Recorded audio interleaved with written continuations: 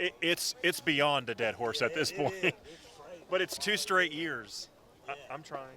I'm just focusing you. No, you're fine. Dave just wants me to get organized. I'll say that at work sometimes. I'm like, we gotta get organized.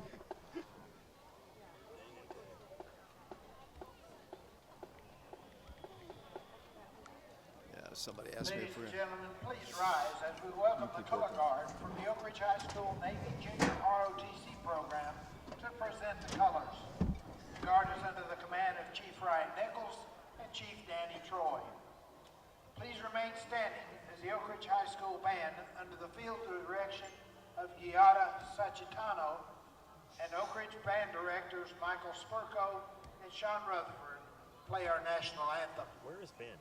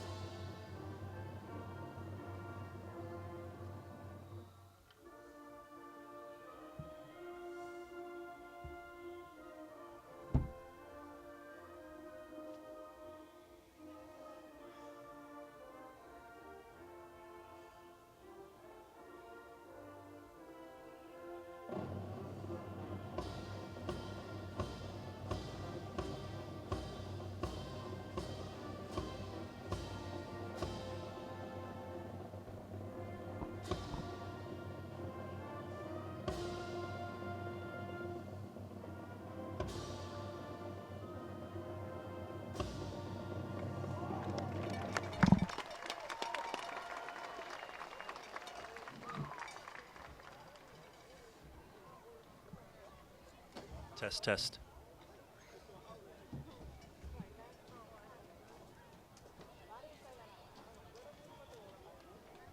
Mark's growing him a beard now, huh?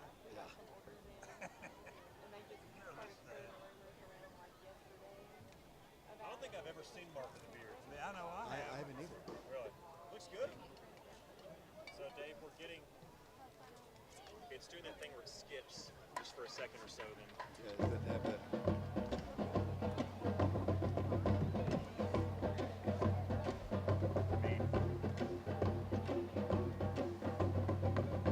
Turn it off.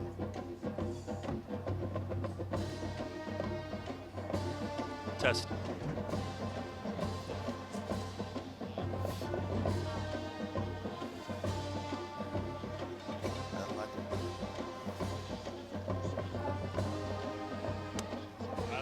I don't know if there's anything we can do. I mean, I can hear it, but it's fine. It's the Wi-Fi.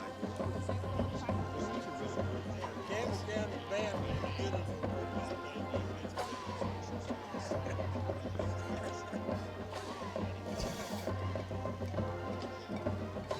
Here we go. Am I doing the starting lineups? What's that? Am I doing the starting lineups? Yes. How long have we been doing this?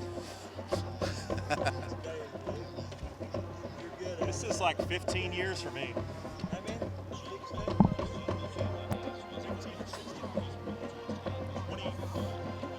fall of 2010.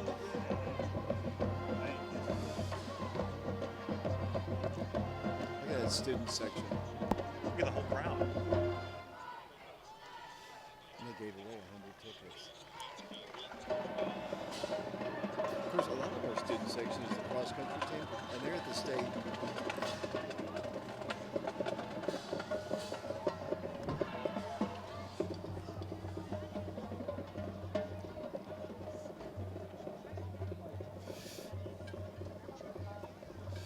There's our tweeter. when you're done with the starting lineups. Yeah. What's up, Wildcat Nation? This is T. Higgins. Are we looking for sponsors for next week, or is it covered? I would like No, to no, welcome no, you it's to not our covered. house, Blankenship Field. Nobody likes to send money in. To our visitors, have a good time. Trust me, it's gonna be a battle.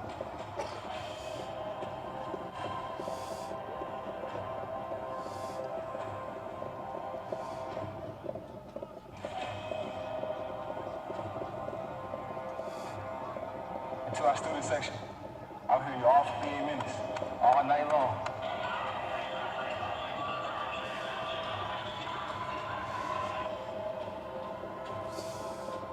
To our community, we need to hear you.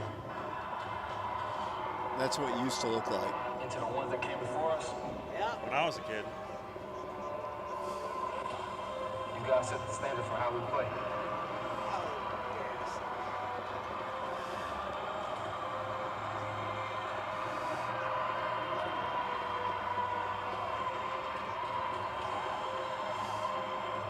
After that state run we had in 2021. There's nothing like the walk of champions.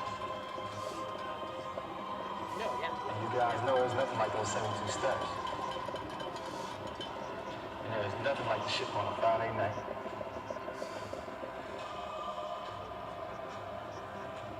I wrote that script. And to all you kids on the hill, when you hear that train whistle, What? get to the steps and beat on What those am I looking pads. at? The kids on the hill. All 5 of them. Yeah, it's the Boys Club's fault. It's not. Let's show them how we rock, baby. Let's get this money.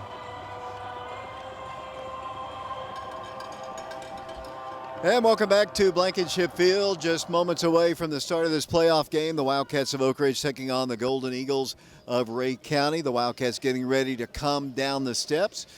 Alex, while you have an opportunity, the captains are getting ready to go out to the center of the field. You've got the starting lineups for the Wildcats. Yes, sir. Malachi Bonner, Hudson Lee, Ethan Eubanks, and Dallas Frent, the 4 senior captains for Oak Ridge tonight. On defense, it's Tim Walters, defensive end, a junior, number 60 for the Wildcats. Next to him, defensive tackle, senior, number 76, Tavarie Threet. One of the captains, we mentioned him at nose, senior number 63, Hudson Lee. The other defensive end is senior number 65, Carson Nivens. At linebackers, we've got 3 tonight. Number 33, Amani Bishop, a junior. Number 22, junior JT Gormley. And number 56, senior TJ Hibben. At cornerback, number 7, junior Anthony Angel. At number 10, Quavez Williams, a junior at cornerback as well. And the 2 safeties, number 6, junior Tyree Porter, and number 27, senior Dallas Frent. You hear the Rhea County band strike up as I'm talking, as they run out onto the field. As we go over to the offensive side of the football for Oak Ridge, moving left to right as we see it. At left tackle, number 77, junior Jared Bafford. At left guard, junior number 74, Elijah Young. Number 56 at center, senior TJ Hibben. At right guard, senior number 69, a captain Malachi Bonner. And at tackle, senior number 62, captain Ethan Eubanks. In the backfield, it will be number 1, the junior Blaine Stansberry, once again taking the reins. His second straight year as a starter for the Wildcats, Blaine Stansberry. Number 34, Jermichael Howard, getting the start at running back tonight. Demillion Porter is dressed out, but we don't know how much he'll be able to go tonight. At wide receiver, number 13, sophomore Braden Sharp. Freshman, number 17, Zayden Williams. And number 11, wide receiver, junior Adam Washington. Special teams tonight, same old faces. Kicker, junior number 15, Eli Pearson. Long snapper will be senior number 56, TJ Hibben. And number 11, the junior Adam Washington, will be your holder. As the Wildcats walk down the steps, all 72 of them, we want to remind you that tonight's game is brought to you by Oak Ridge Gel Tactical, located at 317 Belgrade Road in Oak Ridge. We're your go-to destination for an exciting and safe gel blaster shooting gallery. Our interactive targets feature fun designs like zombies and an 8-foot-tall Sasquatch. When you hit them, they light up and make sounds, adding to the thrill. At ORGT, we provide the gel blasters and safety glasses. Just bring your family and purchase our affordable gel rounds to get started. It's a fantastic way to enjoy quality family time, suitable for all ages. We're proud members of the Oak Ridge community and passionate supporters of our local sports. Our son is a freshman on the Oak Ridge High School football team. Roll, Wildcats, roll. Visit their website, oakridgegeltactical.com, or find us on Facebook by searching Oak Ridge Gel Tactical. Join us for a day of fun and excitement. David Clary, just moments away. It's playoff time at Blankenship Field. That's a special, special thing. Yeah, always exciting to play in the postseason. This is the 116th time that Oak Ridge has been in a playoff ball game. There's very few teams in the state of Tennessee. I guess your Marivilles, perhaps Brentwood Academies, but for the most part, Wildcats started getting into the playoffs in 1973, and obviously we've won 4 state championships in the playoff era and been to the state championship game several times, and this is the start of the road to Chattanooga for the championship. The Wildcats have been decimated by injuries and illness in the last few weeks, but you got a bunch of determined kids that think they can go as far as the state championship game, and I hope they do. And we're going to find out tonight what they can do against Rhea County. Absolutely, and it's just kind of not as much as in basketball, but very, very similar in a way. You've got to be in it to win it, right? You've got to make the playoffs. That's step one. You cannot win a state championship if you don't win your first playoff game, and that's what Oak Ridge is looking to do tonight to hope to get some momentum. And honestly, a side of the bracket on this side, David, in the playoffs that looks like it could be opening up if Oak Ridge can stay healthy enough and play and build off that momentum that they've played very well the last couple of weeks. You know, Mike, you when you played ball, you played in the 60s, and they didn't have the playoff situation, so you played 10 ball games and you were done. It's a lot more exciting now that there's playoffs. Absolutely, it is, and it's just a great thing to look forward to especially when you win the region and you get to host these games. It's exciting, David. It really is. You get to play that much more football, and for a football player, it's wonderful. The Rhea County Golden Eagles have won the toss. They have deferred to the second half. I believe the captains were Malachi Bonner, Ethan Eubanks, along with Dallas Frent and Hudson Lee. Okay, that's 4 seniors right there, and potentially, you hate to talk about it, playing their last ball game here at Blankenship Field. But as I've been saying, like the last several years, when you play at Blankenship Field in the playoffs, you have a distinct advantage. In the playoffs, our overall record in the playoffs is 77-38 since 1973. Here at Blankenship Field, we're 52-11 in playoff ball games, while on the road we're under 500 at 25-27. So it's a distinct advantage to be at home. Yeah, no question. And the crowd is we may talk about this a little bit later, David. As you can see on the camera from where we're at, the crowd is maybe not as full as you would hope for a playoff game in comfortable weather, but regardless, this is a team, even this year, they're 4-1 at home. Their only loss being against a 6A team in Farragut, who has gone on to have a nice second half of the season. But David, I like it, what I'm seeing. Blankenship Field, Friday night in the playoffs, and Oak Ridge has got their traditional cardinal and gray uniforms on. A great uniform matchup, Rhea County with some classic ones as well. And we're about to get set. They'll be kicking, if you're looking from the home side, they'll be kicking from left to right. If you're looking on the camera, it's right to left as the Wildcats are back to receive the kick, and we're about to have this playoff ball game underway here from Blankenship Field. And here's the kick. It's high, angling to the left side, fielded by Oak Ridge. Porter at the 10 to the 15, and he's tackled at the 20. And that's where Oak Ridge will take over. First down, 10 yards to go.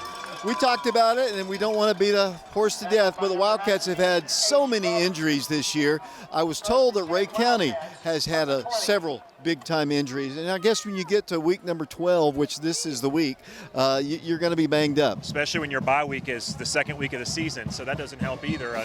Not only injuries, David, but apparent sickness as well, and you look in the backfield, Jermichael Howard, what an opportunity for this sophomore, a talented young player. Saw a lot of snaps early in the season, hasn't seen as many lately, but he gets the start in place of DeMillion Porter tonight. Yeah, DeMillion's been sick all week, and hopefully he's dressed out, and we'll see if he gets a chance to play. 1st and 10, Blaine Stansberry rolls to his left, has room, fires a pass, wide open in the flats. That's Adam Washington, 30, and that is a 10 Bank of Oak Ridge first down. So little rollout to his left, and nobody at all close to Adam Washington. 1st and 10 Wildcats. And I like that. I like getting Adam involved. He's a sure-handed wideout that Blaine has looked to early in the last few ball games, but not necessarily often. I'd like to see Adam get a couple more opportunities. David, I think this game offensively, with so many guys out, Blaine's got to step up, but it's who else? What other player is going to have a big game? If Oak Ridge wants to win this game, someone else has to step up. First down, 10 yards to go. The ball is at the 32-yard line of the Wildcats. Blaine's a busted play, and he's going to have to run it. He moves the ball to the 35. And I think what happened right there, obviously, Gibson probably not used to being in there in a while. I think probably there was a busted play. Yeah, Howard looked like he was in the slot. The running back lined up in the slot, and right when the snap started, he immediately turned towards the line of scrimmage and started running towards his quarterback. It looked like it was going to be a little pitch play like we've seen in the past where the quarterback just tosses it in front of him, but Blaine didn't like what he saw, and he just scrambled for it. From the 35-yard line, second down. It looks like 8 yards to go. Blaine's going to run it again. He's got a first down across the 40 up to the 43-yard line. Another 10 back of Oak Ridge first down. Just running behind his center, T.J. Hibben, and that's another first down. We talked about Blaine has improved his running skills this year, been a little more confident in doing so more often. We talked about it before the game. I think he's got to have 8 to 10 carries at least in this ball game. Early on this first drive, he's already got 2. Adam Washington, Braden Sharp splitting off to the left side of the quarterback. The Wildcats, looks like they're going to have a ton of people on the line of scrimmage. They got a slot man. That's Richie Ferreira. Howard in the backfield along with Blaine Stansberry. In motion becomes Adam Washington towards the Ray County sideline. He'll line up there. And here's the handoff to Howard, and he is going to be hit. Very tentative. Didn't hit the line hard that time, and he's going to get no gain. Yeah, that's one of the things that I like about Demillion Porter, who's coming into the ballgame now, David, is Demillion, while he's very patient, when he does decide, immediately he plants that foot in the ground and jumps straight north and south. And even on his bad carries, usually picks up a couple yards. Demillion in the game, not 100%. We'll see what he can bring to the table. It'll be no gain on the play. 2nd and 10, just underway. 9:45 to play. We're in the first quarter from Blankenship Field on our YouTube channel, Prep Radio on FM 92.7. Wildcats have picked up a couple of first downs to start the ball game. Demillion comes in motion, the swing pass to him. It's a little bit behind him. He catches it in the backfield, and he's going to lose yardage. The throw was behind Demillion a bit, and by the time he caught it, there was too many white shirts there. Yeah, it was behind him, which didn't help. But to be honest with you, that play wasn't going much of anywhere. Mike, I didn't think the line, there was really just not a lot of blocking out there. No, there wasn't anybody out there, which really surprised me. And just like you said, just about the time he got the ball, the linebacker and the cornerback were right there on top of him. It brings up now 3rd and 16. Wildcats have to get the ball to the 46-yard line of Ray County. As Mike mentioned, it's 3rd down, 16 yards to go, 8:57 to play in the first quarter. On our YouTube channel, Prep Radio, and on FM 92.7. Wildcats on their opening drive need big yardage here to pick up a first down. They show blitz. Blaine's going to roll, got a block, looks to throw it, does, pass, caught. Adam Washington shy of a first down by about 3 yards, though, at the 48-yard line of Ray County. It was a great job by Blaine navigating the pocket, eluding an early rusher, keeping his eyes downfield while he scrambled out of the pocket, and a great catch and a job by concentrating by Adam Washington, who had to come back and dive for that one. He's got great hands, David. 4th down, 3 yards to go. It's a long 2, actually. The Wildcats, play clock at 30. They've got plenty of time. Adam Washington splitting to the right. Double slot in the ball game, including Tim Walters. Ray County almost jumped off. I would still go for it as Blaine looks over to the sideline. Still time on the play clock. 15 seconds to play. They need on the play clock. Now they do jump off sides, and that is a penalty. Good job, Blaine Stansberry, and the Wildcats have a first down. And that's a skill that quarterbacks either have or they don't. I don't remember seeing quarterbacks get a lot better at that. Quarterbacks, some of them just have an innate ability to draw people off sides with a great hard count. Blaine, we've seen it all year. He does it again there. And I'm thinking, leaving your offense on the field there, if you would have decided to run a play, says something, to me, gives a little bit of a tell on how Coach Rang feels that Demillion Porter feels. Ball is at the 43-yard line, 7:38 to play in the first quarter. 3 first downs now for the Wildcats. 2 receivers split to the left. Slot man to the left is Richie Ferreira. Quarterback Blaine Stansberry gets it to Demillion, and he has no place to go. Tried to run behind the center, and there was just nothing there at all. Loss of a yard or 2. And Richie is hurt in the backfield. Hopefully he's going to be okay. You know, Oak Ridge's offensive line has been one of the strong, stable points of this team all year. David, he's early in this game, Ray County's defensive line has been winning the battle. And that's something we talked about, I think, on Wednesday night's show. Their defense is the strength of this Ray County team. Dominic Fields comes into the ball game for Richie Ferreira. They've been working all week some offensive plays for Richie, and I hope he can get back in the ball game. It was a loss of 2. 2nd and 12. Stansberry rolls to his left, looks, fires a pass way up high. Higher than Adam Washington could go up and get him. One of the rare passes actually all season that he hasn't really been on target. That was sailed into the Oak Ridge sideline. Yeah, he puts in so much work in the offseason as well, outside of practice in the regular season and throughout the year. And Blaine just such an accurate quarterback. Unfortunately, that one just a little bit high. He was rolling, his feet were moving. Maybe if his feet are set, that's a little more accurate. But unfortunately, a missed opportunity because Adam he was open. The Wildcats have the freshman Zayden Williams splitting out to the right side along with Braden Sharp, 2 receivers to the left, 1 lone man in the backfield along with Blaine Stansberry. 6:45 to play first quarter. They show blitz. Blaine to pass. Now will run. Tries to turn the corner, now fires a pass. Almost intercepted. That pass very, very close to being picked off. Yeah, those 2 plays, though, Washington, to me, incomplete. I don't know. 4th and 12. I guess I was wondering if they might try to go for this. I think if they would have gotten part of that yardage back, they would have. But obviously, you've got a punter that's an absolute weapon and who's shown the propensity to pin teams back inside their own 10-yard line, and that's exactly what Eli Pearson will try to do with 6:38 remaining in the quarter.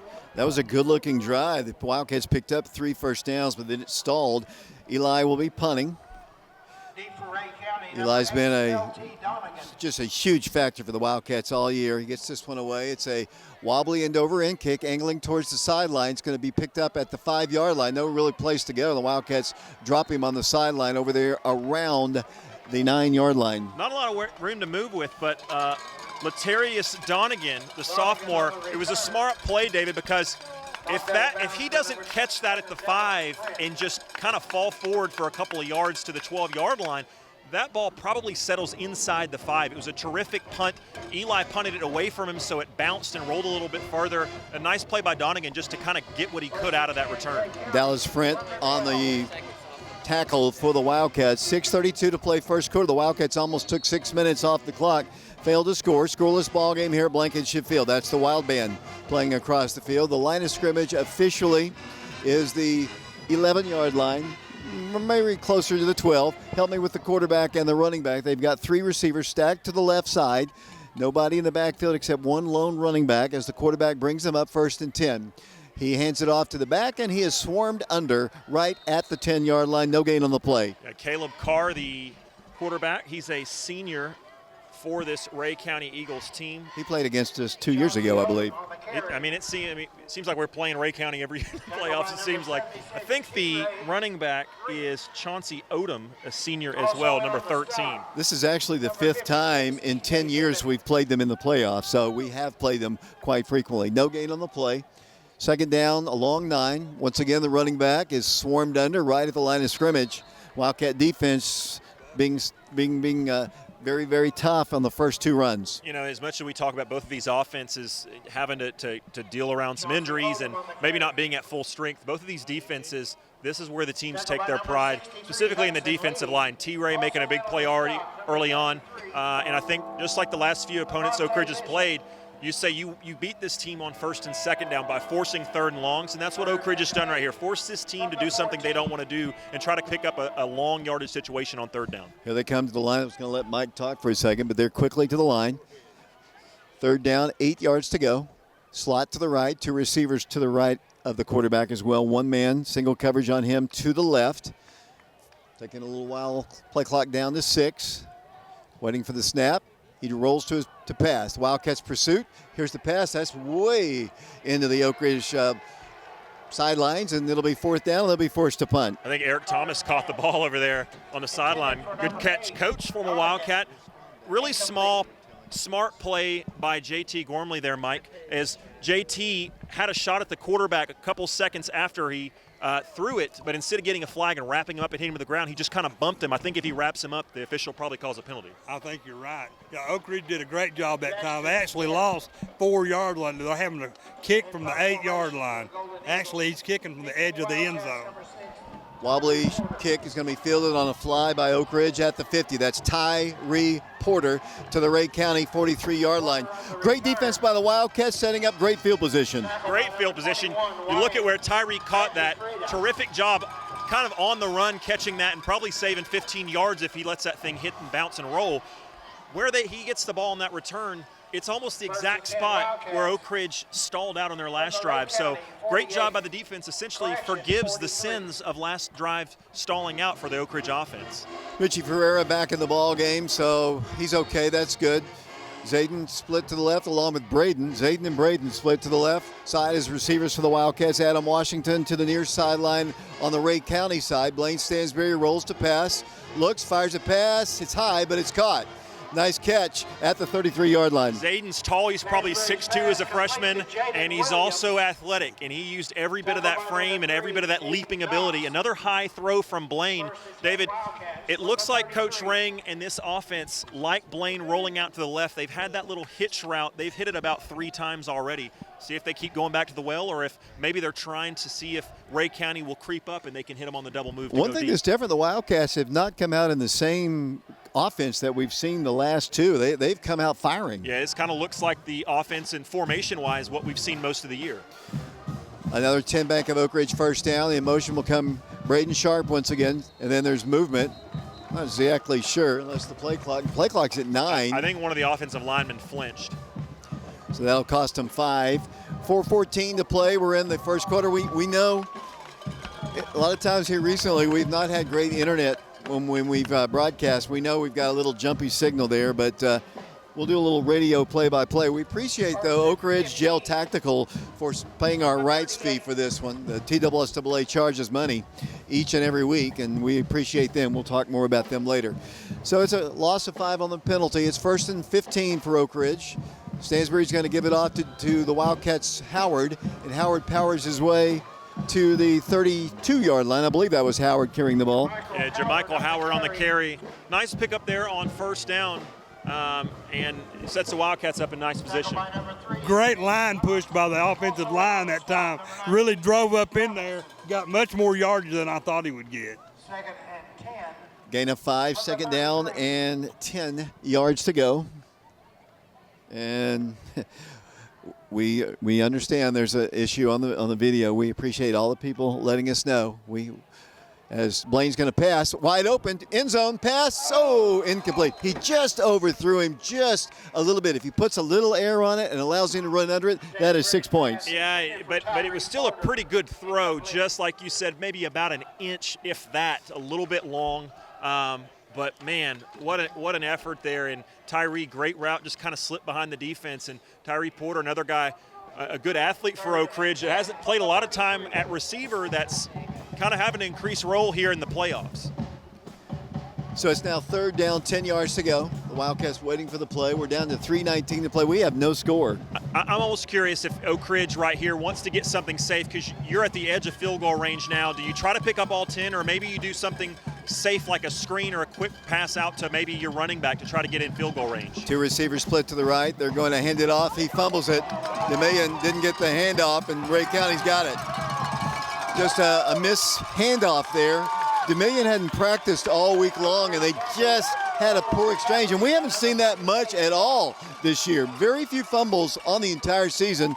There's a big one right there. I'm not sure he's fumbled since that Jefferson County game in week 1. I really don't know that he has. And for a running back, particularly one that's getting the bulk of the carries in a what is this now, game 11, game 12? I mean, that's a huge compliment. But unfortunately right there, it just looked like the communication between he and Blaine, he never really secured the handoff. We're going to get through this entire first quarter without one break in it, as we're down to 3:13 to play in the quarter.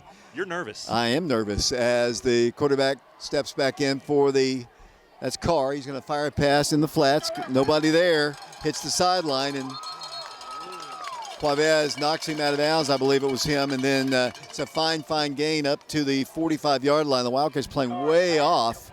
And that's a gain of 10, and it's first down. Well, no, not quite. They're going to say it's a gain of 9. It'll be 2nd down and a yard to go. Yeah, a gain of 9 on that, and I kind of agree with you. I almost thought maybe they're going to go for a double pass, because even it was almost like the offense and defense. As soon as that running back caught the ball and started to turn upfield, he kind of hesitated, and the Oak Ridge defense kind of hesitated, and there was just kind of a moment where everybody just froze. I think he was surprised he was that open, I believe, honestly. 2nd down and a yard to go. Hand off to the running back, and he has a first down, but there is a flag down. And he moves the ball across the 50-yard line. We'll have to check the penalty. Clock is stopped now, 2:56 to play. There's a flag on the play. It would be a first down if the play stands. And they are holding that mark, but they look like they're immediately starting to look backwards and is in legal formation to call. So that's going to be a 5-yard penalty against Ray County. Too many people in the backfield. You know, we are aware that we have a choppy signal, and we apologize for that. And just happens sometimes. And I'm getting a lot of text messages. We know it's a situation. It's an internet situation. So. And I'll give credit maybe partially to Ray County's fans, because there's a bunch of them, and a lot of times when people have their cell phones, it's a Verizon signal, so a lot of times when people get their cell phones and there's a ton of people around, sometimes that can impact it, but I don't know. So it's second down and 6 yards to go. It's actually more like a long 5. The ball's right at the Ray County 40-yard line. Hand off to the running back, and he finds good running room. He's got a first down. Well, close to it. He got pushed back just at the 45-yard line. Needed to get to the 46. I think he's going to be shy by about 2 or 3 inches, not much more than that. David, I don't know if you guys or you or Mike noticing, but their left guard is getting a great jump. I mean, he's almost false starting every play. He is getting a great jump. I mean, he's out in front of the entire line. They're going to bring the chains onto the field here, Alex Myers. And this is the one time where you don't need to, because the ball is only about 8 yards away from the sideline. Right. This is the one time you don't need to. Of course, but I'll salute him for doing it. Yeah, it might be the first time we've seen the chains all season long being brought onto the field. See, maybe when it's short distances, they don't mind, as they do stretch it, and it is a Why do they have short. that much slack in the back, though? Well, it doesn't matter. They put that little clip down on the 40 where they put a clip down on the closest 5-yard line, and then they measure it from there. They don't need that in the back. That's why, Alex. I know, but It annoys you? it well, that's a shocker. A lot of things annoy me. Ray County's wanting to go hurry up, and the refs haven't even. They're moving the walk on the ball up to the hash mark. Yeah, they take it where they want to take it from the left hash. And, well, we did get to see the chain gang for once. First time all year, I think. I do not remember them bringing the chains out all year, as we've talked about many times. So they need just inches for a first down. It's a big spot for T-Ray. A guy like T-Ray, Hudson Lee, right over the center on either side of his ear hole, and they need a big push right here. In the first drive, they weren't getting much of a push at all. On this drive, they have been able to move the ball. It'll be third down and less than a yard to go from the shotgun. Quarterback's going to run it himself, and he is going to be hit. He gets away and moves the ball across the 50-yard line. He initially, Alex, was hit in the backfield, and I thought he was not going to get it, but then he found a little crease on the left side and picks up a first down. Great patience, and I can't stand, I'm old school, I can't stand the idea that you need 2 inches and you line up 7 yards deep in a shotgun formation, but the one thing that it gives you the advantage of is instead of being a quarterback and you just sneak the ball, starting from that far back, the one advantage, Mike, it gives you is you can kind of see the holes a little bit more, and I think that time he was able to see that there was nothing up front. He had to bounce it out. Exactly right. He did a really good job of getting it outside and getting that first down. Ball's at the Oak Ridge 48-yard line. 1:40 to play in the first quarter. Straight up the middle. This time the Wildcats stack him up right at the line of scrimmage again, right in the middle. Help me, looks like Wildcats had T-Ray, obviously. Looks like Tim Walters, Carson Nivens, along with JT, the usual suspects. The usual crew. Dave, I'll tell you what, it's just some expert analysis from your color commentator here. These receivers aren't breaking any passing records tonight. No, I don't think so. No gain on that previous play. Second down, 10 yards to go. 1:07 to play. Ben George doing our scoreboard work for us. Titus Fetters is up here doing top camera. We've got camera guys on the field, 4 of them. Here comes the handoff to the quarterback's going to throw it across the middle. Pass intercepted, Oak Ridge. 40, 45, 50. Tyree Porter down the sideline to the Ray County 30-yard line. That pass was a nice pass. It either went right through the fingertips as the clock continues to run. Here we go again. Look at the clock. Like 10 seconds. Anyway, what I was going to say, it went right through the receiver's hands, and it hit right into Tyree's hands, and he had almost like, what?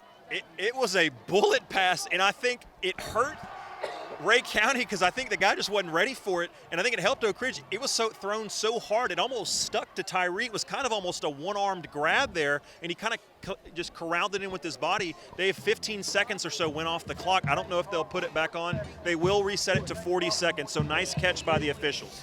The clock is not kept in the booth. It is kept by an official. You know, a play like that in a game like this where both offenses, can use all the help they can get, that is the type of play that can change a game. Both teams have had a turnover here in the first quarter. 40 seconds to play. Here comes Blaine Stansberry, no place to go. They stack him up right at the line of scrimmage. It'll be 2nd down and 10 yards to go. Just nowhere to go. Another design keeper there from Blaine Stansberry. But, salute to and a shout out, credit deserved to Ray County, David. They're up front, their defensive tackles are just not creating there's just no space to operate down there. And Oak Ridge has got a good offensive line, but tonight Ray County has been dominant. Got to get on the corners. That's the key here. I don't know if we're going to get a playoff before the quarter comes to a close. We are not. Our score after one quarter here at Blankenship Field, 0-0 Oak Ridge, and Ray County will be back in 60 seconds. That's the end of the first quarter. We're going to be scoop commercials at halftime.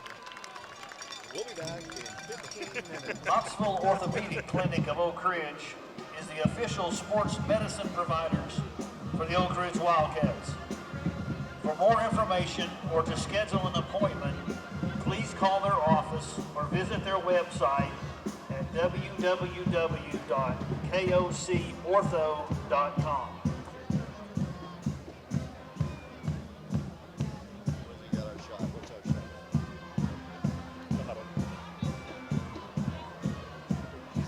We have an Angela Osborne that needs to report to the press box.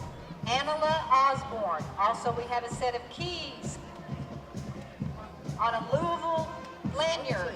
Please come to the press box to claim. 2 collections of keys would be Hey, Wildcat fans. We want to wish our Oak Ridge High School cheer team and dance cats good luck as they compete this weekend at the TSSAA cheer and dance competition in Knoxville. Good luck. Welcome back once again to Blankenship Field. The second quarter about to get set. The Wildcats have a 2nd and 10 at the Ray County 35-yard line. The Wildcats have had a couple drives stall, once on a turnover. Let's see what they can do. Is in motion will go Demillion Porter. Blaine's going to go deep. Way overthrown, incomplete. David, they were targeting Richie Ferreira that time on a double, kind of a pump fake. They faked it out to Demillion Porter in the flats, and for once he was actually open. The play was to go downfield to either Braden on a post route or Richie falling out from his H-back position in the backfield, just kind of almost on a wheel route down the sideline, and unfortunately just wasn't quite there. 3rd down, 10 yards to go, 11:55 to play. First half, scoreless ball game. Zayden Williams split to the left along with Braden and Tyree Porter. Wildcats have Demillion and Adam Washington. Empty backfield, except a slot man to the right. Blaine Stansberry facing a 3-man front. 3rd down, 10 yards to go. Oh, a bad snap. Blaine picks it up. He's got some time if he wants to run it. He's going to throw it. Down the way, pass is incomplete. I thought he might just tuck it and run. And it's 4th down and 10. Yeah, I think there might have been some room, but what a play by Blaine simply to corral that ball. And kind of very rarely do you say this, but I was glad he didn't just fall on it, because it would have taken them, kind of in a range where they would have had to punt it. Instead, they're going to keep the offense out here. 10 yards to go, but you're kind of in no man's land, just out of the field goal range of Eli Pearson. But at the 35-yard line, you don't want to punt from this close either. Wildcats, I think they can get the corners on this team, Alex. I do as well, but part of me thinks I want to see Demillion in open field. How does he look? And we haven't really seen him get going yet. 4th down, 10 yards to go. Here comes Blaine, rolls, looks, crossed away, pass is incomplete. A little bit too high for, I guess that's Braden Sharp at the 20-yard line, and they'll take over 1st and 10. Coach James Branson, assistant coach of the Wildcats, was telling me this might be one of those 14-7 ball games, and it's shaping up to be. It certainly is, and that's kind of the scouting report. If you kind of have the book on both of these two teams and the styles they play, and especially with Oak Ridge, how they've had to play. Of course, we didn't realize Oak Ridge was going to come out and kind of go back, throwback on their offense, David, and kind of open things up. But they look pretty good so far. Unfortunately, Blaine just a little bit high on a couple of his passes, although I think Braden would admit, Mike, that that's one he probably should have had. Yeah, it was a little bit high, and he could have had it, but it had a lot of zip on that ball. Blaine's throwing it really well, but just accuracy needs to get a little bit better. 1st and 10 at the 35-yard line. To the back it goes, and down to the turf he goes. There's no gain, might have even lost a yard. Yeah, what can you say? Odom was a back, but he had no shot going against Big Three. Tim Walters, obviously, Tim switched, I'm sure, to kind of honor his teammate that is no longer able to play the rest of this season in Malik Howard. And it also gives him an opportunity to be an eligible receiver as well. It does, and, small numbers on a big man, we love to see it. It'll be a loss of about a half a yard or so. We'll call it 2nd down, about 11 yards to go. The ball is at the 34-yard line of Ray County. 11:09 to play. We have no score here from Blankenship Field. They're going to pass. Pressured, pass across the way, caught for a 1st down at the 47-yard line. Nice pass there. The stop is made by J.T. Gormley, along with, Tyree Porter and Quavez. It'll be 1st and 10, Ray County.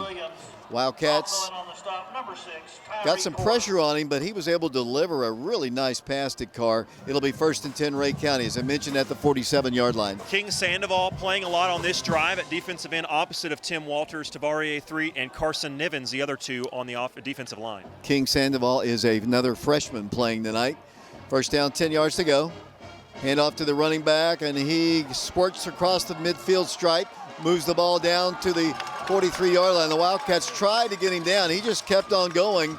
Wildcats grabbed him with T.J. Hibben and one other. Just couldn't get him down. T.J. Hibben and Dallas Frent doing everything within their power to get him to the ground. And Odom, just a great show of and display of power right there.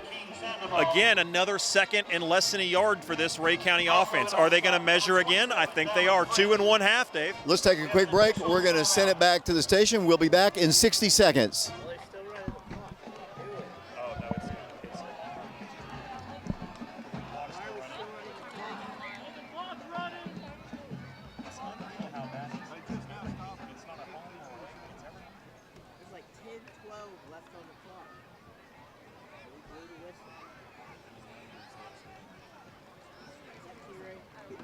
That's 3. 75.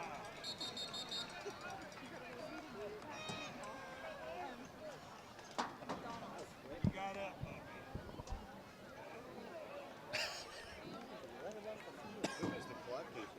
It might be Ben George.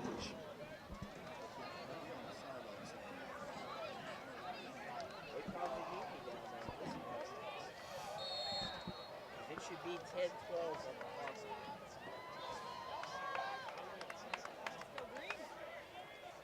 2nd and 1.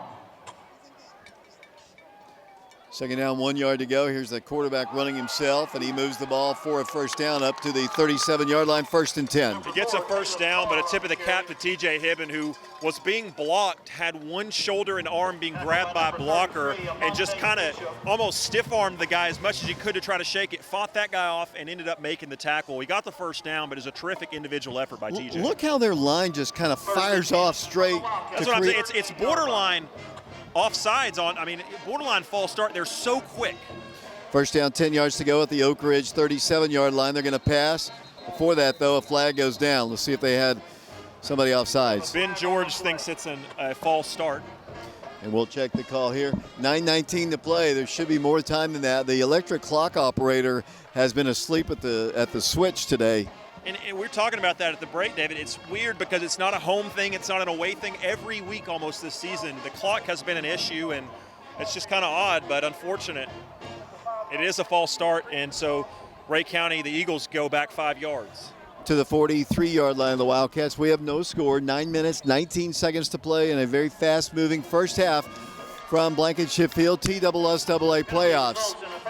Of course, this broadcast is being sponsored by, on our YouTube channel, Oak Ridge Gel Tactical. We'll talk more about that when we get a chance. We haven't really had much of a chance to talk. 1st down, 15 yards to go. Man comes in motion, another backfield. He gets the handoff. The Wildcats are going to hit him in the backfield. Oh, what a great play. T.J. Hibben, what a great open field tackle. We talk about early in this game, I mentioned offensively, somebody's going to have to step up. We know Blaine is going to have to play well, but who else is going to step up? Forget the offense. Right now, T.J. Hibben on this drive, he is a one-man wrecking crew. He got in the backfield, and he was deep in there. As a matter of fact, threw him for an 8-yard loss. Great penetration by Hibben that time.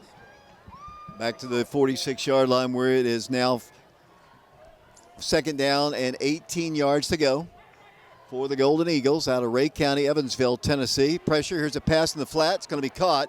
Great play by Oak Ridge. They hit him, they drop him, they finally get him down with Tyree Porter. The Wildcats hit him. He stayed up on his feet, took a big hit too, but he's dropped right at the 48-yard line. It's going to be 3rd and long. Donegan caught the ball out in the flats, and Quavez just with a great play hitting him as soon as he turned around. And although Quavez won't get credit for the tackle, I think it almost hurt Ray County that Donegan didn't go down immediately. He fought the tackle off, but because of that, they're not going to give him that forward progress that he would have gotten. Yeah, but he spun off and he spun right into the Oak Ridge defender. That's the best part of it.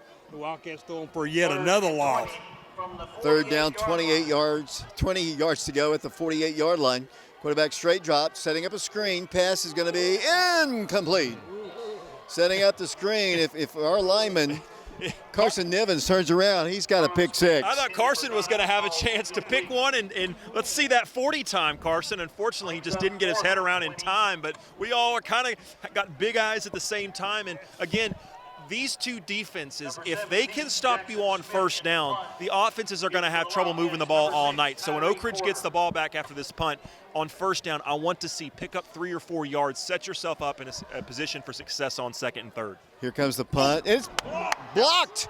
Dallas Trent blocks it. I heard him in practice this week say they can get a block punt. He's been so close all season long. Dallas Trent, the senior, the captain tonight, blocks it, and the Wildcats take over at the 36-yard line. King Sandoval, the freshman, on the recovery. Dallas Trent, we knew he had it in him. We knew he had a big play coming, and there it was. Again, just like the pick by Porter we talked about a moment ago, it might take a special teams or a defensive play to get this offense going.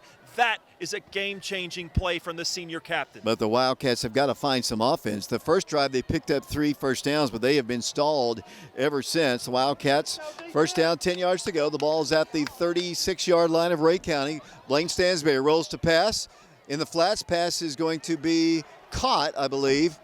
Not a whole lot of yardage there, but it is caught at the 33-yard line by the freshman. Zayden Williams on the catch, and not a huge gain, but I think that's so pivotal because instead of starting 2nd and 10, what do we just talk about? Just do something positive on first down. Set yourself up for some momentum on second. That was a long throw, too. It was probably a 15-yard pass by the time the ball traveled from Blaine's hand to Zayden, and a great comeback catch by Zayden diving for that one. 6:47 and counting. 2nd down, 7 yards to go at the Ray County 33-yard line. Scoreless ball game. Wildcats, Braden Sharp comes in motion. Stansberry is going to run the ball himself. Got a block. Moves the ball for a 10 bank of Oak Ridge first down to the Ray County 24-yard line. 1st and 10 Wildcats. I think that's – we talked in the pregame, David. I think I said he needs to carry the ball 8 to 10 times. That's either the 5th or 6th carry, I think. Not everyone has been designed, but certainly Blaine understands the assignment, and so far he's doing a masterful job mixing in some runs and using his leg, not just his arm. Mark and Shauna Hayes will have a complete rundown of the stats at the conclusion of the first half. We'll also have the scoring summary. It's going to be a quick one, Mike, right now, unless the Wildcats can do something here in the final 6 minutes of the first half. Stansberry gives it off to Howard. Howard hits the sideline. Nice run for the sophomore to the 18-yard line. Good positive run by somebody who really his playing time has really been curtailed the last several weeks. It has, but hey, if nothing else, he's got fresh legs. He did a great job, patient, finding that hole. It wasn't there immediately, but Malachi Bonner, Ethan Eubanks, that right guard, right tackle combo, worked, and about 5 yards downfield, they were finally able to create some separation, and Jermichael Howard found it. 2nd down, 5 yards to go, 5.5 minutes to play in the first half. Scoreless ball game. Almost some movement again by Ray County. Blaine looks over the sideline. Play clock is down to 14. The game clock at 5:21. Wildcats settling in, 9 seconds to play, taking a lot of time. Here comes the handoff to Howard once again. He moves the ball for what appears to be a 10 Bank of Oak Ridge first down at the 15-yard line. Let's see, they haven't marked it. I agree with you. To me, it does look like a first down. Are they not going to give it to him? That's a terrible spot. They put him down at the 16-yard line. It'll be 3rd and 1. He got the ball to the 15. And here comes the money down, and who do they bring in? They bring in Mill. They bring in Tim Walters. This is their jumbo goal line package. And I'll tell you what, David, if they don't get it right here, I would expect this same play 2 times in a row. 3rd down, a yard to go. Blaine Stansberry's going to give it off to Mill, and Mill is not going to get it. He is stacked up. They have not been able to move the ball really. And it's going to be 4th down and a yard to go. It's a big play right here. Good decision, or tough decision here by Coach Rang here, because the Wildcats haven't been able to get this yardage when they needed it. Mill just doesn't look like he has the juice, and understandably so. But sick all week. But Howard back in there now, and I wonder if this changes the potential play call, if Oak Ridge decides to go under center, or if they keep that same shotgun formation. I think Blaine's going to run it. I think that's what's going to happen. I think so too.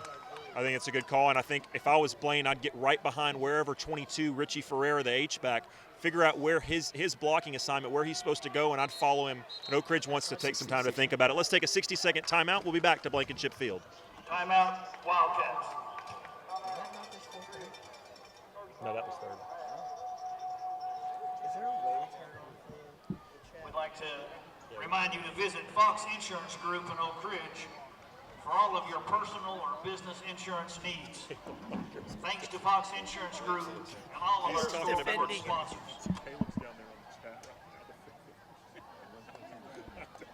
Caleb said, what was the Clinton score again? Can you check some of the scores here? Just letting you know that Rhea is a non-profit and isn't affiliated. The Oak Ridge High School Athletic Department and Oak Ridge Football would like to thank our corporate sponsors for their continued support of Oak Ridge football. Global Solutions, Gray Fox Insurance, Old Ben Franklin Motors, Knoxville Orthopedic Clinics, Oak Ridge Pharmacy, and UCOR. Thank you, corporate sponsors.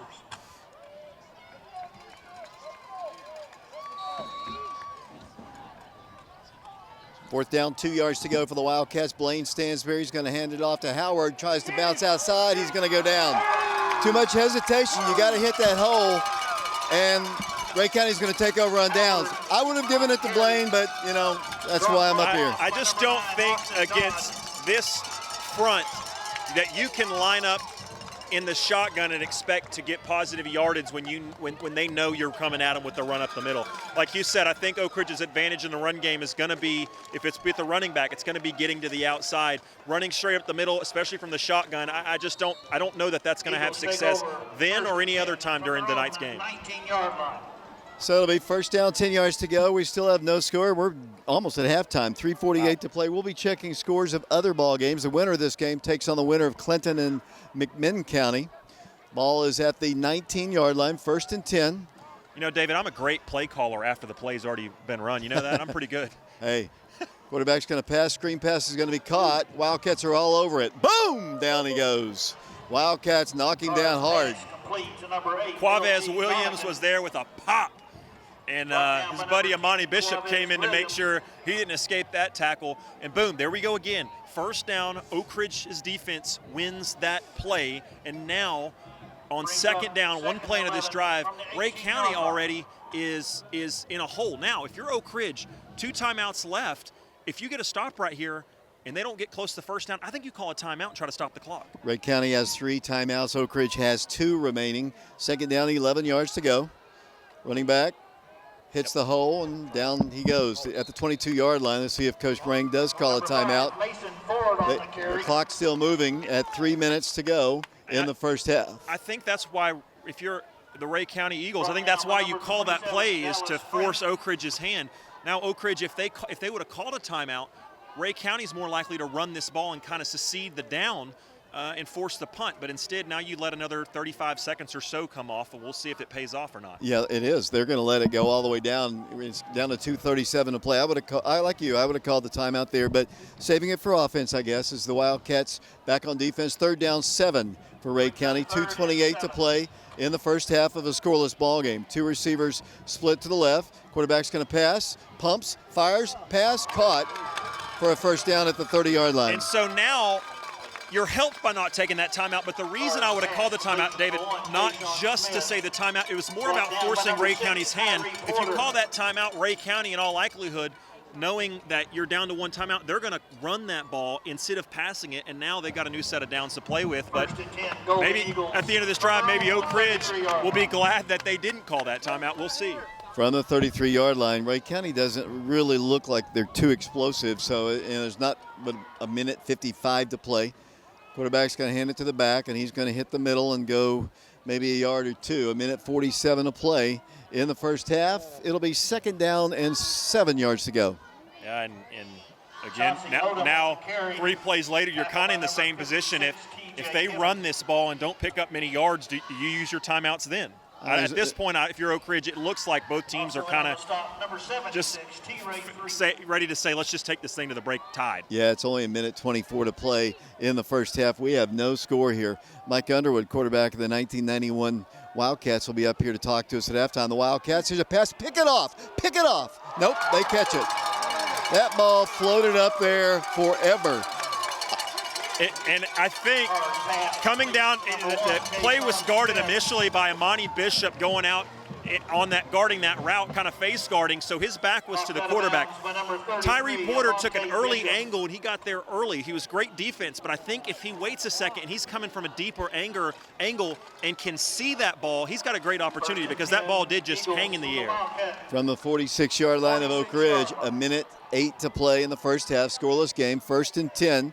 Golden Eagles at the 46-yard line. 3 receivers to the far left on the Oak Ridge sideline. 1 lone man here on the Ray County side. They're going to pass again, pressured. The quarterback rolling, wants to run. Here comes Oak Ridge, pass across the way, intercepted again. The Wildcats, Tyree Porter with his 2nd picked off pass of the first half with exactly a minute to play. I want to see this offense be aggressive right here, David. 2 timeouts left. Let's pick up a couple first downs, even if it's a long one. I want to see Pearson have a shot to put the Wildcats on top going to halftime. I think if you're Oak Ridge, if you're a receiver, this is your chance to make a play. 1 minute exactly to play. The Wildcats still have their 2 timeouts. Wildcats have Braden Sharp and Zayden Williams split to the left. Adam Washington to the far right. 1 minute to play first half. 0-0 the score. Playoff game. Do or die here from Blankenship. Yeah, and Oak Ridge is going to have to burn their timeout. So maybe take away what I just did. Had to run in a receiver late. Let's take a quick timeout. We'll be back to Blankenship Field in 60 seconds.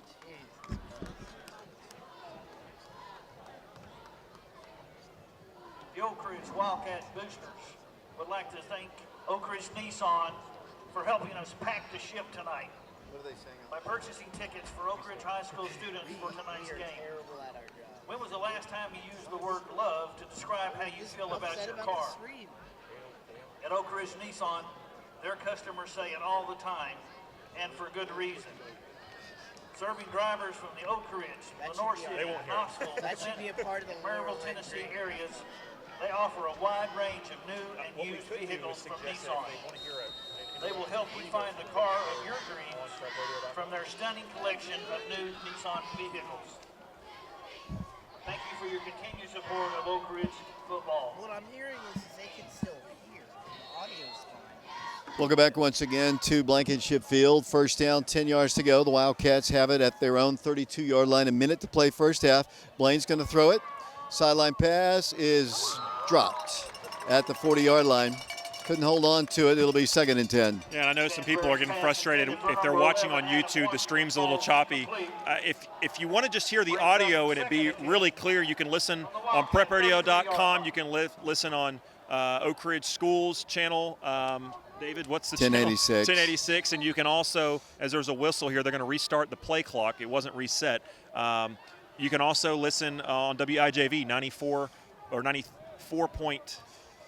Sorry, David, I'm blanking here. 92.7, 94. and 94. Yes. I was mixing. They've got two different stations, and I'm trying to combine them into one. 55.3 seconds. Yeah, we apologize. The internet is the internet. I mean, and unfortunately, it's not as simple as restarting, because sometimes it is a computer issue. This is not. It is just an internet issue, and the signal is what it is. And unless they build another tower at halftime, we're not going to get any better. 2nd and 10, 55 seconds to play first half. Turnovers have been a big key for both teams here in the first half. Hand off to the running back, and the Wildcats move the ball to the 39-yard line, and that is Howard once again. 49 seconds to play. It'll be 3rd down and long. Wildcats have one timeout remaining. The Wildcats got to get a play in quickly and go. I don't think they're trying to score right here, David. I think it's intentional that they're not really hurrying. Down to 32 seconds to play. 3rd down, 5 yards to go. Getting the jump off an extra 5 yards won't matter that much, as we're down to 24 seconds to play. You got about a 3-second differential between the game and the play clock. I'd wait and snap this with about 10 seconds, and I'd just launch one as far as you can. You might as well see if you can. I mean, are they even going to get a snap? They're going to call a timeout probably. Well, no, Blaine's going to come up to the line, 10 seconds to play. Stansberry, 2 receivers to his right. They're just going to hand it off to Howard. Howard's got a good run, 30. I wish they'd had more time on the clock because he's in Ray County territory at the 45-yard line. But that's the end of the first half. I mean, it's a good run there by Howard.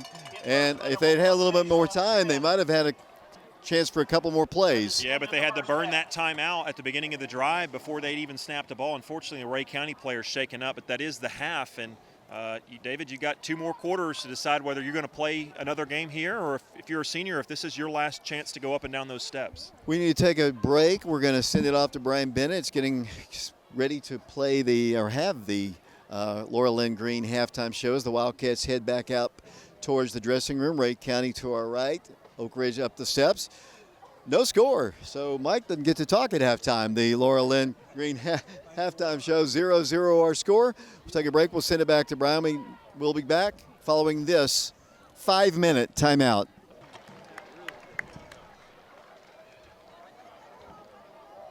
Another score of interest at the half, Farragut 10, Dobbins Bennett 7.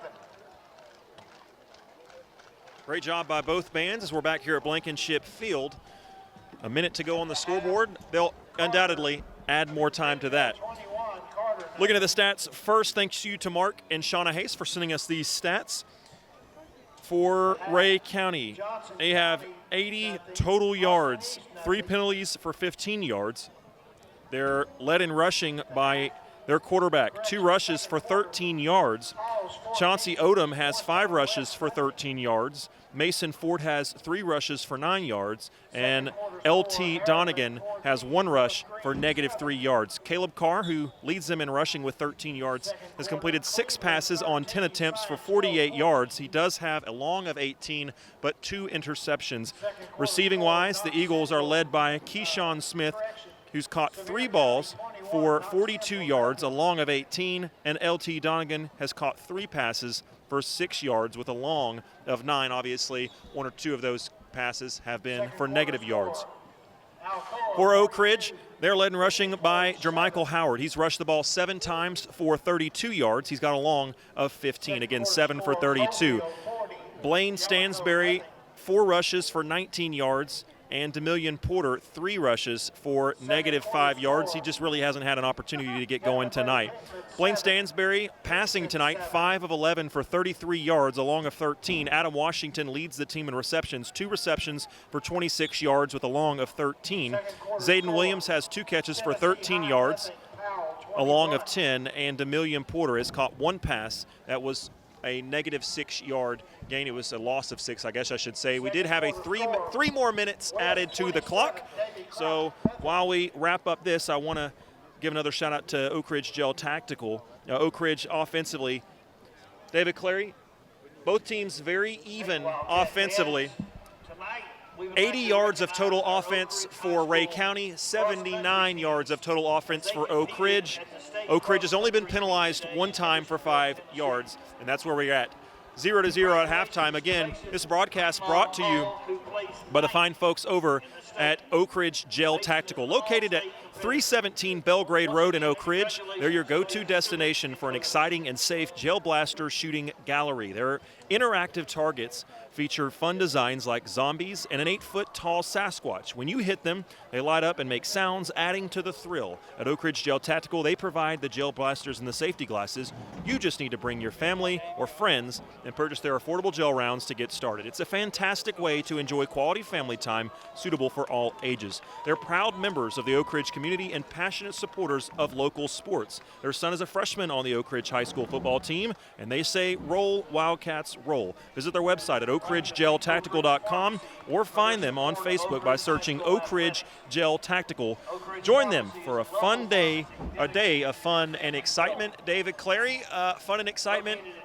Hopefully we've got some of that coming up in the second half because we didn't have any in the first half. Yeah, we need some offense. I mean, bottom line, the first drive we picked up 3 first downs, moved the ball crisply, and then it's kind of broke down. The Wildcats have faced a really tough up front group of Rhea County Golden Eagles. The Wildcats, when they've had 3rd and short, 4th and short, they haven't been able to get it done. And I think the most disappointing part, and Mike knows this as a former player, in a game like this, when your offense is struggling, you have to take advantage when your defense or special teams gives you a spark, especially with the short field. And Oak Ridge has had not 1, not 2, but 3 opportunities. 1 block kick, 2 interceptions on the hands of Tyree Porter, but they've come up with 0 points. If they get another opportunity, Mike, they have to take advantage and get points on the board. At this point, even an Eli Pearson 3-point field goal, 3 points on the board would seem like a touchdown at this point. Yeah, we can't even get in his range. Rhea County's done a tremendous job of shutting the Wildcats down and not letting them get inside field goal territory. So Rhea County's had a tough defense on Oak Ridge. We're going to have to figure it out and hopefully be much more prolific in our offense coming in here in the second half. Rhea County had won the toss. They deferred to the second half. They're ready to receive. The Wildcats haven't taken the field yet. They did put the extra 3 minutes on the clock. We have such a terrific band. Both bands were really good, as you said, but our band program went a little bit long, I think, tonight. Rhea County kind of did a shortened version of their program, but both of them were really good. Yeah, but that's no excuse, David. We've seen bands not even perform at halftime, and they still add 3 minutes. If there's a will, there's a way. They're going to add that 3 minutes regardless. Eli Pearson is going to kick for the Wildcats. He'll be kicking, if you're looking from the home side, left to right. If you're looking from the view on the stream, it'll be right to left. Appreciate our camera guys down on the field. Matthew Charles is with us. Riley Willis is with us. Grayson Brown is with us. Titus Fetters is up here. And David Urbanowitz, correct, is with us. Ball is on the tee, and we're about to get this one underway. Looks like he's going to pop it up. He did kind of pop it up, but were we offsides? Well, we might have been offsides. I'm interested. I'm surprised he's popping it up like that, and they're kicking it to what looks to like a pretty good kickoff returner over to the right. A 5-yard penalty against the Wildcats. So not a good start, Mike, here in the second half. No, definitely not. That's the first time we've been offsides all year long. Just get a little bit too apprehensive on that play. Now Eli's going to have to kick it from the 35. It makes it a little bit even more difficult. But he's got a great leg. He's done a super job all year. I think you're looking at all-region kicker and punter right here in Eli Pearson. Looks like he's going to kick it off this time and not pop it up. Here it is. He does kick it well. End over end kick is going to go sailing into the end zone. So the first kick, they popped it up, and the Wildcats were offsides. And they said, Eli, do what you do. Just kick it into the end zone, and that's what he did. Good kick there by Eli Pearson. Absolutely. He got every bit of it. Went right toward the runner, but it bounced and got away from the return man, and he just let it go into the end zone. So it's going to come out, and they'll have a 1st and 10 on the Oak Ridge on their 20-yard line. And here they come, first down, 10 yards to go. The ball is at the 20-yard line. Moving, if you're looking from the home side, right to left. 2 receivers split to the right. We have no score as we start play here in the second half. 1 receiver split to the left. Man comes in motion. Quarterback is Carr.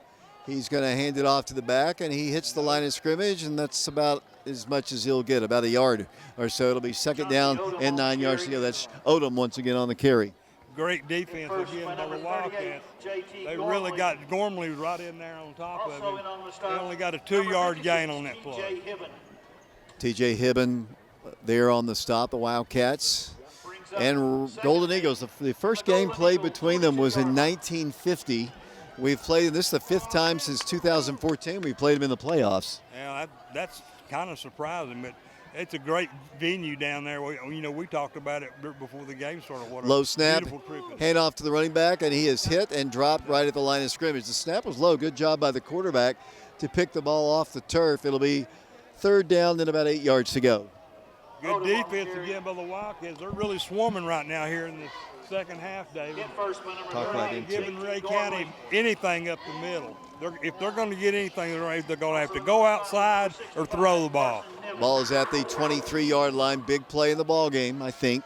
10:50 to play, 3rd quarter. 3rd down, 7 yards to go. Wildcats trying to get set on their coverage. Man coverage here on the left. Quarterback's going to hit the man out of the backfield. He cuts inside, breaks a tackle, but does not pick up a first down. He will be shy by about a yard. It'll be 4th down and about a yard and a half to go. And Ray County, I don't see a punter coming onto the field. We've blocked one already. It would be ridiculous not to punt the ball right here, though. But looks like they're going to try to go for it. It's more than a yard.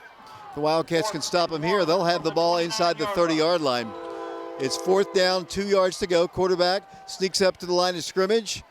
Nobody moves. Let's see if they're going to try to get him to jump off sides. Looking at the play clock, he comes to the line once again. Actually, their left guard moved. They're going to move the ball forward and push back. He is not, well, second push. Nope, they spot him short, and the Wildcats will take over. Yeah. Why in the world would you not punt right there? The Wildcats are going to get the ball at the 29-yard line where it'll be 1st down, 10 yards to go. Why in the world would you not punt right there? I do not know. That may cost them the game right there, David. Surely we can get in from 29 yards out here in the 2nd quarter. Very happy, very determined looking Oak Ridge Wildcat team coming out on the field. No score here. Start of the 3rd quarter, 9:55 left. Wildcat offense has got to get going. The Wildcats have struggled all night long. As the Wildcats will split out Braden Sharp, sophomore, junior Adam Washington to the far left. The Wildcats will have Richie Ferreira, he's a senior, in a slot position. The Wildcats will have Howard in the backfield along with Blaine Stansberry. They went for it on 4th and a yard, didn't get it. Yeah, coaching malpractice is what that was. Oak Ridge hasn't been able to score if you've made them drive all game, and now you're going to set them up in their best field position. 1st and 10, Howard gets the handoff, trying to get a block. Now cuts inside, there's going to be a hold against Oak Ridge. They went to the short side of the field, and there was holding. This was a good call by the official. Yeah, it's pretty obvious that David, is There's a flag on the play. far be it from us to argue with an official, but even we are not going to have an argument on that one. So they're going to back it up. Wildcats, when they hit, even with a good field position, Mike, the Wildcats haven't been able to do much with it. No, we haven't. We're killing ourselves getting behind the chains when we have these penalties such as this. It's very upsetting. Now they're going to have a long way to go to get a first down. Ball's put back at the 39-yard line where it's now 1st down, 20 yards to go. Wildcats split out once again. A freshman and a sophomore receivers to the far left. That's Zayden Williams and Braden Sharp. Wildcat quarterback is Blaine Stansberry. He's a junior. 9:45 to play, 3rd quarter. Low snap. Blaine rolls to pass, fires a pass. It's caught, but there's only a yard. The freshman makes the catch. That's another long throw for kind of making Blaine make a really long throw, and there was a lot of green and white in that area too. Great defense positioning by the Ray County Eagles, David. They got up there real quick. As soon as he caught the ball, they were right on him. He could only get 1 yard gain. Now it brings up 2nd and 18 for the Wildcats. The Wildcats are going to get, they're going to get Parker Free in as a receiver here, which means I believe Parker's going to throw the ball here. Wildcats with 2 runners to the right. Handoff's going to go. Here's the reverse. It's going to be a flea flicker. Blaine throws the ball down the way, incomplete. That play was there. Wildcats had 2 guys wide open. Wildcats had DeMay, and he overthrew him. And the Wildcats had Adam Washington, the 10-yard line. It was a great-looking play, just didn't execute it. It was very well executed play. And the only problem was Blaine threw it just a little bit too hard. DeMillion couldn't run under it. so it's an incomplete pass. Wildcats third down, 20 yards to go, so good field position so far. Somebody's got to step up and make a play. I mean, that's all I can say. Somebody's got to step up and make a play. Adam Washington, Braden Sharp split to the right. Wildcats third down, 18 yards to go. Blaine rolls to right, looks, fires, pass, intercepted.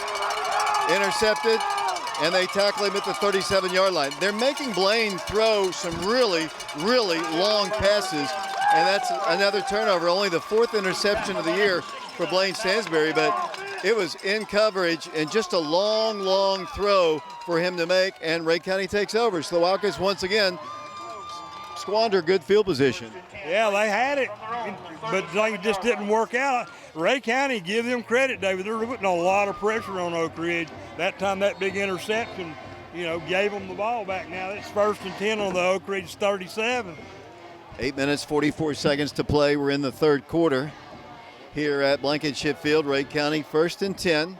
Ball is at the 37-yard line. They're heading away from Jackson Square. Listening to us on the radio, hand off to the back. He's hit at the line and dropped. JT Gormley, Tim Walters, and a couple of other Wildcats. It'll be no gain on the play. It'll be 2nd down and 10 yards to go. 8:30 and counting in the third quarter. We have had no score, and I don't remember a game that has gone this deep where it's scoreless. I don't remember either. That's what I was saying at halftime, because I've done the scoring summary so much, and I haven't seen a 0-0 game in forever. And here we are, going into 4 minutes into the third quarter, and nobody's scored. Back to pass. Here comes pressure. Throwing it deep. There's the man. Passes blocked. Dropped. Wow. That might have been a touchdown. It was pretty good coverage out there by Bishop, or I guess that was Williams, but he dropped it. It's going to be 3rd down and 10. That's crazy. I mean, that was a well-thrown pass and almost caught by Ray County. That was just good defense by Quavez Williams that time, David.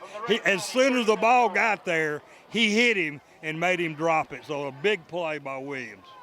Ball is at the 36-yard line once again. It'll be 3rd down and 10 yards to go. Up to the line will come Ray County. The ball is at the 36. 8:02 to play. I know you were working on the stream over there. Wildcats need a stop right here. Try to get good field position. Back to pass. Screen pass. Trying to get outside. Boom! The Wildcats blast him. It'll be no gain on the play. Maybe a yard. It'll be 4th down. Looked like Amani Bishop is playing one of his best games as a Wildcat. He is really kind of everywhere tonight, David. He was in there along, I think, with Gormley was in there. Boy, Amani Bishop has really grown into this role as an outside linebacker, especially late in the year. He's just getting stronger and stronger, really looking comfortable out there. The Wildcats blocked the last punt. See where Dallas Frent is lined up. Tyree Porter standing at the 35. High snap, kick is away. Wobbly, fair catch signal for and made at the 31-yard line. Wildcats had great field position a moment ago, just couldn't do much with it. The holding penalty hurt them.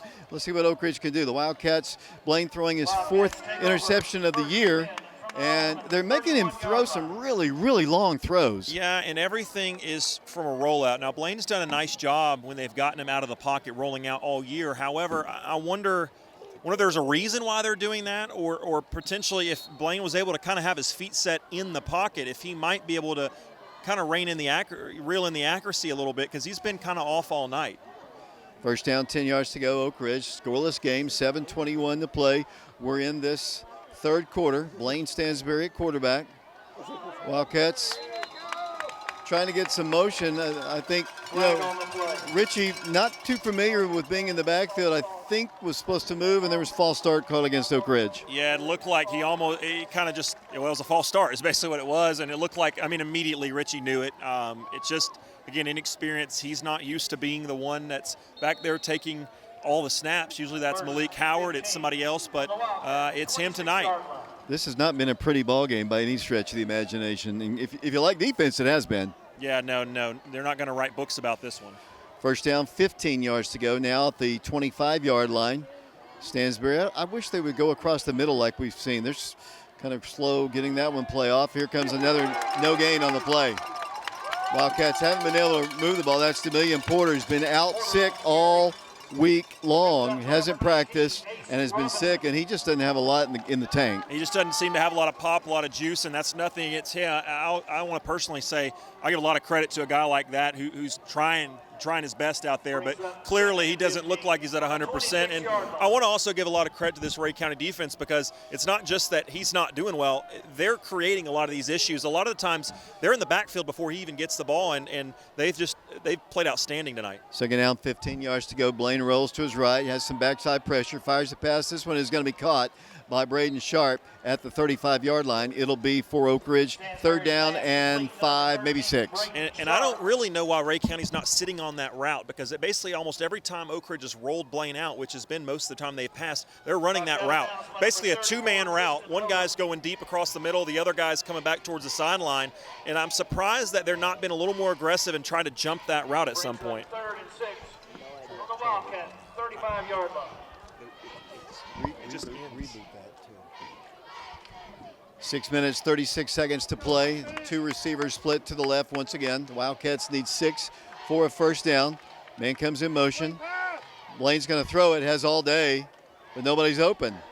Now rolls, just throws it out of bounds. There was just nobody open. Credit the defense of the Golden Eagles, as the Wildcats will be forced to punt. I tell you, we miss our starting receivers so bad. And I'm not selling any of our in the receivers we're playing right now.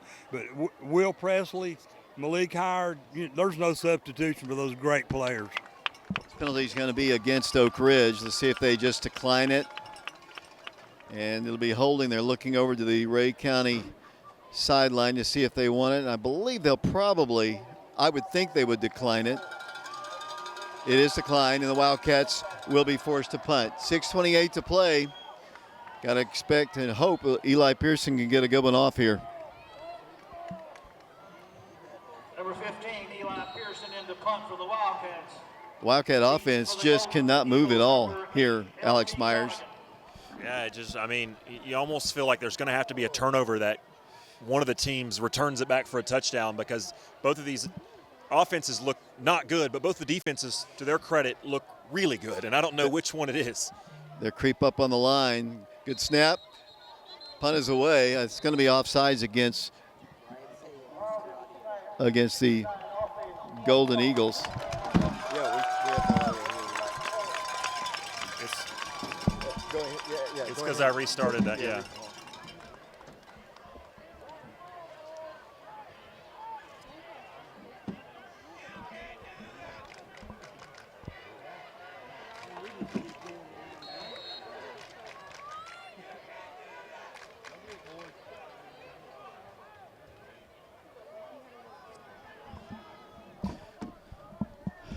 Wildcats will punt. Here's the punt. It's a high, wobbly kick. Rhea County will field it and be blasted right at the point where he fielded it, right at the 33-yard line. Look at Pearson. He flips the field once again.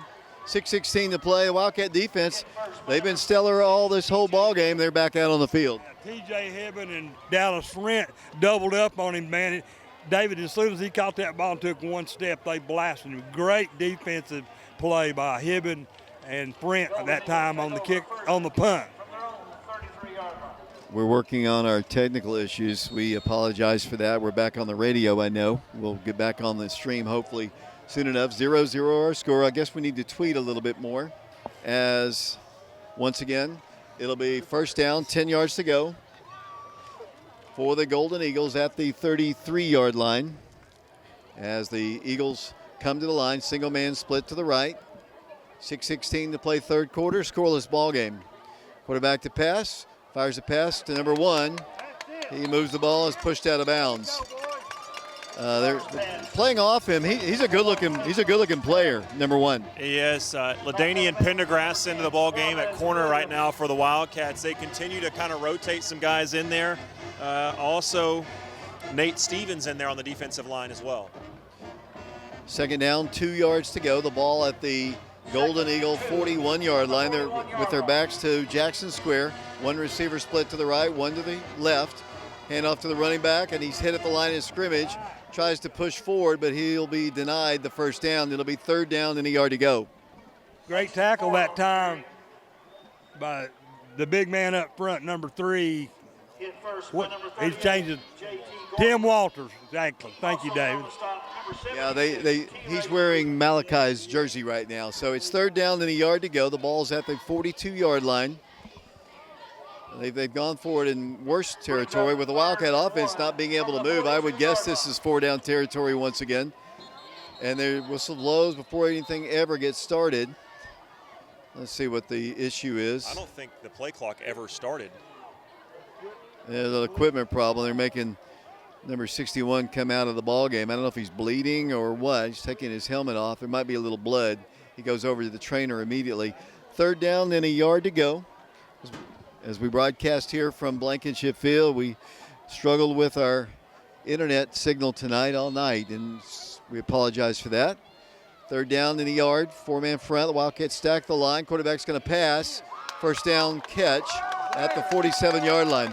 Good play called there by the Golden Eagles. Yeah, and you've got to respect the receiver's speed. So Quavez is playing, probably 7-8 yards off, and he gets about 3 steps into his route and just plants his foot and kind of pivots back towards the quarterback. And Quavez is not bad coverage. He's just a little bit too far to make that play before he can cross the sticks when they only need 3 yards. 5:12 to play in the third quarter. 0-0 the score. First and 10 at the 47-yard line. Hand off to the running back, and he gets the ball to around the 47-yard line where he's tackled there by Oak Ridge. Number 13, Chauncey Odom on the That's carry. Odom once again on the carry, Brought down trying to get this stream to work. I just don't know. We just don't have an explanation. It's just it's a cell signal situation, we believe, and so again, unless Verizon builds another tower in the middle of this game, the signal kind of is what it is, and unfortunately. Second down, 6 yards to go. Scoreless ball game, 4:28 to play. Quick pass, caught, touchdown. Nope, they stop him at the 14-yard line. Wildcats tried to get an interception there, but number 1 is inside the 15-yard line. Yeah, just a terrific young player, Keyshawn Smith. He was the leading receiver at halftime. I think he had 26 yards. Again, this is a team that only had 80 yards of offense. Oak Ridge was 79 at half. But they've gone to him, it seems like 3 straight times. And, David, it's not like they're doing anything fancy. They're running the same route every time, and Oak Ridge has yet to make the adjustment to play up on him. To me, if I'm Oak Ridge, maybe I bring some safety help, but I'm telling Quavez, that corner on that side, stop playing off. You've got to basically face guard him.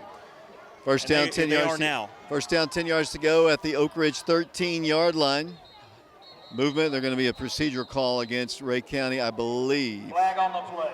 Flag is on the play. Let's see. I think we're going to have no signal as of yet. Let's see. Hudson Lee is out of the ball game.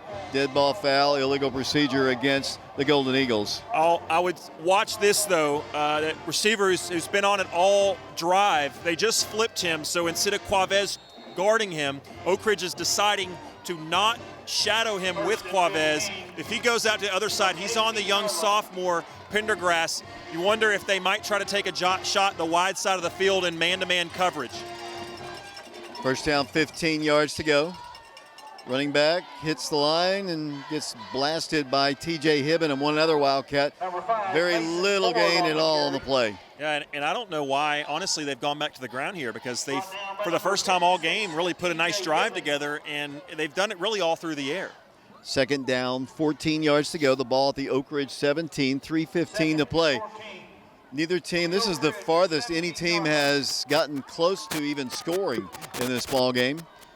Second and 14. They'll come from the shotgun once again. He's going to pass. Pressured, fires a pass. Oh, nice catch. Not bad defense at all by Oak Ridge. And then we're going to have a late hit against Oak Ridge, I do believe. It's going to be on T.J. Hibben. It was pretty good coverage by Quavez. Unfortunately, though, that receiver's hands are just so strong, and he's able to come down with that. And then as Quavez is taking him down, T.J. comes in. It wasn't anything egregious. T.J. actually came up with the ball. I think he stripped it on the way down, but they're going to say it was a little bit late, unfortunately. Although they are having a little bit of a conversation, so maybe they're going to say no flag. That's the hope if you're an Oak Ridge fan. 2 minutes and 54 seconds to play in the third quarter. We still have no score, but the Ray County Golden Eagles are knocking on the door. It's going to be personal foul against Oak Ridge. As we anticipate, it'll be half the distance to the goal. Yeah, he hit him a little bit out of bounds. That was the problem. And I agree with what Alex said. It's kind of not anything really egregious. He just a hustle play, but he got caught out of bounds, and that's an automatic personal foul. So they have the ball now at the 6-yard line. Scoreless ball game, but Ray County trying to dent the scoreboard here. And if I'm Ray County, I know typical logic would say let's just run it 4 straight times, but I'm serious. Oak Ridge's best defense has been against the run. I don't know that I wouldn't go to the air with this. Single coverage on the man to the right. Hand off. They run the ball inside the 5, but he gets to the 4-yard line where it'll be second down, goal to go. Officially at the 4. No, that was actually third down. Somehow that didn't make it an automatic first down. I'm not sure how. On a personal foul? Exactly. So that's 4th down. They needed 3. It was 3rd and 3 after the personal foul, and now it's 4th and 1. So Oak Ridge with a chance to somehow make a stop here. Yeah, I just assumed it was going to be a automatic first down as a timeout is asked for. 4th and 1 for Ray County. Take a quick break. We'll be back in 30 seconds.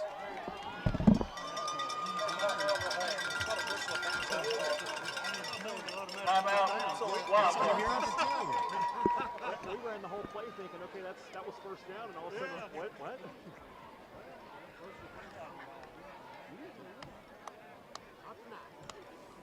I have your attention, please. Will Virginia Wilson, please report to the press box.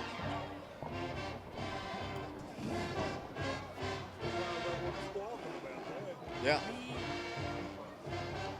We can never do a Oak Ridge High School would like to thank the 2024 season ticket sponsor, Oak Ridge Vision Center. The Vision Center is located at 1143 Oak Ridge Turnpike. Oak Ridge Vision Center was founded on the simple premise that if you provide good quality products surrounded by... Welcome back once again to Blankenship Field. David Clary, Alex Myers. Alex, we were just assuming it was first down. Maybe it's a rule change. I'm sure Mr. Scarborough will tell me later, but it's 4th and 1. Well, unlike some fans we've encountered earlier in the season, these Ray County fans very classy and just kind of had a conversation during that break and going. What'd they say? They thought they were kind of going, well, we heard you guys. We thought it was first down too, and I don't really know. The only thing I'll say is their coaching staff didn't argue it, so maybe it was the right call, but I just don't know why it wasn't first down, but 4th down here. At the 4-yard line, here's the quarterback sneaking, and there's movement, and it's going to be offsides against the illegal procedure against Ray County. They finally called it. We've talked about it all night. That left side of that line is firing off so quickly, and it finally hurt. And they were in a Wildcat formation, run all the way, and they're going to send their field goal kicker out. It's a chip shot, but you never know. With this kind of pressure, both teams knowing this could be the game at this point, there's a lot of pressure on this young man. The Wildcats have blocked a punt in this one. This will be a 25-yard field goal, actually more like 26, putting it down on the right hash at the 16-yard line. Wildcats and Golden Eagles, 0-0 the score. Villanueva, the pick, blocked! It's blocked! The Wildcats come in strong and block the field goal, and the Wildcats will take over. What a game, 0-0 the score. Great defensive effort by the Wildcats. They were all lined up, ready, fired up, ready to go. Got in there. I'm not sure exactly who blocked that kick, but he hit it and it went way off to the right. Wasn't even close. The Wildcats get it turned over on downs. They're back in the hole on the 6-yard line, but we're back on offense. Wow, what a turn of events. It looked like Ray County was basically going to be given a touchdown there, and somehow the Wildcats prevail. And David Clare, you've got the explanation as to why it goes back to the 20. Because the kick went into the end zone and out of the end zone, so that's a touchback. It'll be first down, 10 yards to go. The ball is at the 20-yard line. That's a weird rule, and I'm glad you explained that because I didn't know. That's not how it is in college or NFL, so I wasn't aware. And there's another flag before we start this. It's another false start, and Oak Ridge is going to start this drive 1st and 15. We're going to be here till midnight in a scoreless ball game the way this one's going.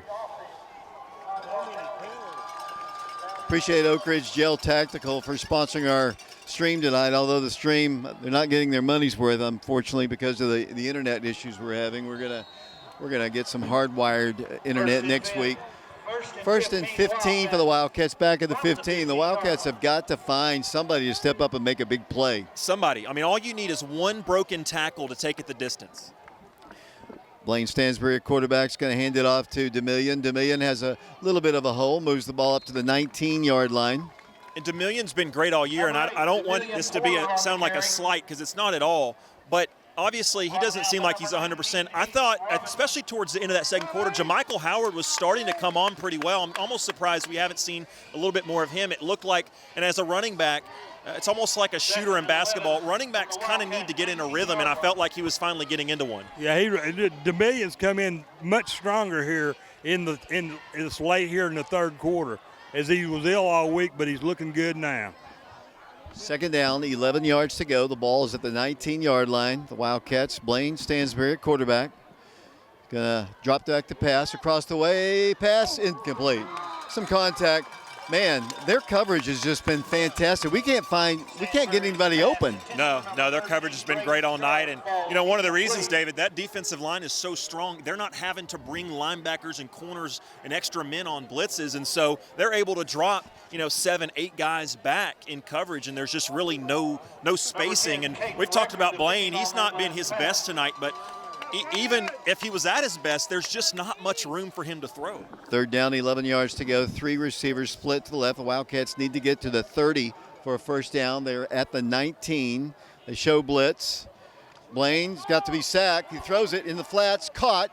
Wildcats are going to pick up a 10 Bank of Oak Ridge first down, I do believe, right? It's terrible.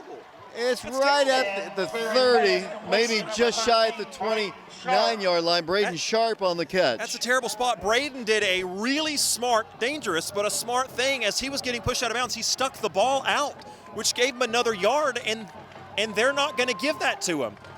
They're not giving him the first down. David, I thought that was clear. Here's the jumbo package in. The Wildcats. Fourth down, a yard to go. The ball at the 29-yard line. Let's see if Blaine can get him to jump off again. I'd get under center right here if I were him and have Tim Walters behind me to push me. They're going to run the play, and that is going to be a first down. DeMillion Porter gets the ball to the 32-yard line. Boy, both teams have gambled big time in this game because they're trusting their defenses, because the offenses, neither one of them have really been that good. Yeah, no, and both have gotten deep into the other's territory and not come away with points. First down, 10 yards to go. The jumbo package comes out. That's Tim Walters. If Mike were playing, he would be part of that jumbo package as well. First down, 10 yards to go. I tried. Ball is at the 32-yard line. Blaine rolls to his right. Looks, fires a pass. Picked off again. Another interception. Trying to get to the corner. Wildcats. TJ Hibben, there's just too many people there. I mean, Blaine threw a bullet, but there's just too many white shirts around, and that's another turnover. I don't know if he was 5 yards away, I don't know if there was going to be a gap for him to fit that in. Again, not a bad throw by Blaine. Like you said, there's just nowhere to go. And another really long throw they're asking Blaine to make right there. There's just almost been nothing easy, and part of that's for the defense, but Oak Ridge, they just haven't had those quick little 5-yard routes that we've seen throughout the year tonight. Everything is really long, drawn-out throws. So from the 36-yard line of Oak Ridge, first down, 10 yards to go, 35 seconds to play in the third quarter. Side note, TJ Hibben's so good tonight defensively making tackles. He even made one on offense right there. Back to pass. Pass is up for grabs. Incomplete. Pass interference. Yeah, that's a right call. It wasn't really egregious, but it was pretty obvious, and right in front of that Ray County sideline. That was an easy call for that official to make. Aiden Wilkerson, the number 1 receiver for the Ray County, has played outstanding for the Ray County Eagles tonight. Wilkerson is really a good football player. He's been their offense, basically. It almost, I don't want to be the doom and gloom here, but you give a team a shot inside the red zone enough times, it almost feels like at some point, David, the levee's going to break. Right. Ball is at the 21-yard line. The Golden Eagles have it first down, 10 yards to go, 29.6 seconds. Ball's at the 21-yard line, 29 seconds to play. Running back hits the line of scrimmage and gets pushed back. And that'll be probably the final play of the third quarter. We've got a scoreless ball game. We'll send it off to Brian Bennett. We'll be back to Blankenship Field in 90 seconds.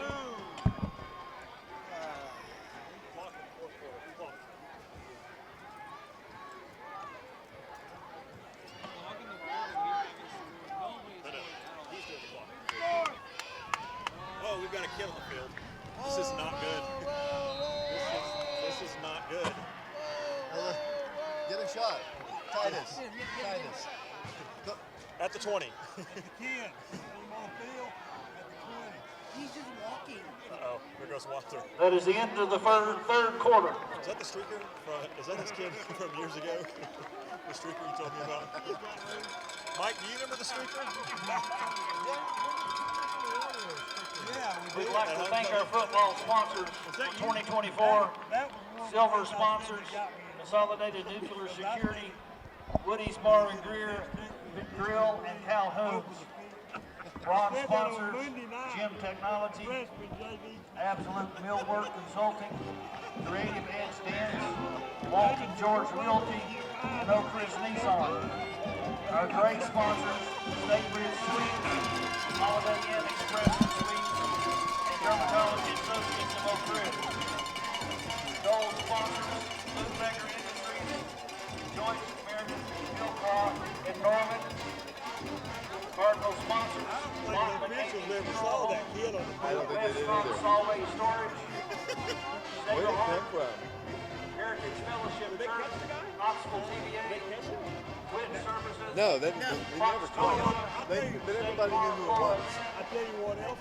Did he get in trouble? Yes, he was on the soccer team. He couldn't play for The only reason The whole year? The only reason they caught him because he was in the shower and he was the only one there with grass laying on the Welcome back once again to Blankenship Field. Been a strange ball game. We've got a 0-0 ball game. We just had a little kid, I don't know, maybe 2 years old, run out on the field, which Hey, he's just trying to get the ball in the end zone, David. He's like us. He just wants to see somebody score. well, it's second down, 10 yards to go for the Golden Eagles at the Oak Ridge 20. Opening play of the fourth quarter.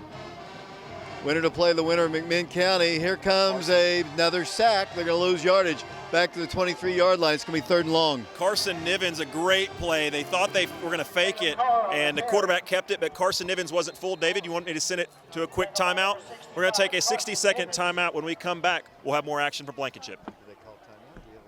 We have an official's timeout. Are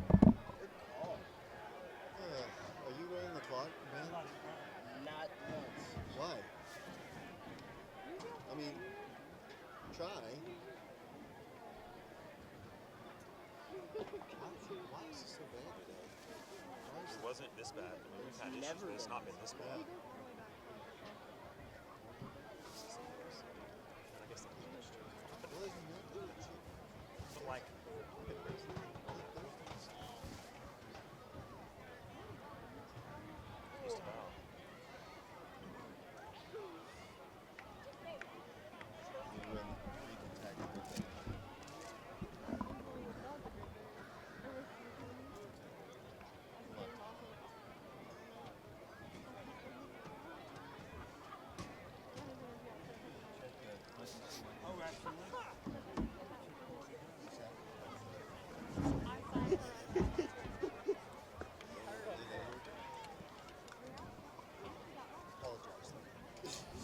Want to like to apologize as we're back to Blankenship Field to apologize for the stream issues we've had. Hopefully, as we understand it, the audio has been pretty good. But again, apologies for this video stream. But we do want to say thank you to Oak Ridge Gel Tactical. Without them, this broadcast would not be possible. Oak Ridge Gel Tactical, located at 317 Belgrade Road in Oak Ridge. They're your go-to destination for an exciting and safe gel blaster shooting gallery.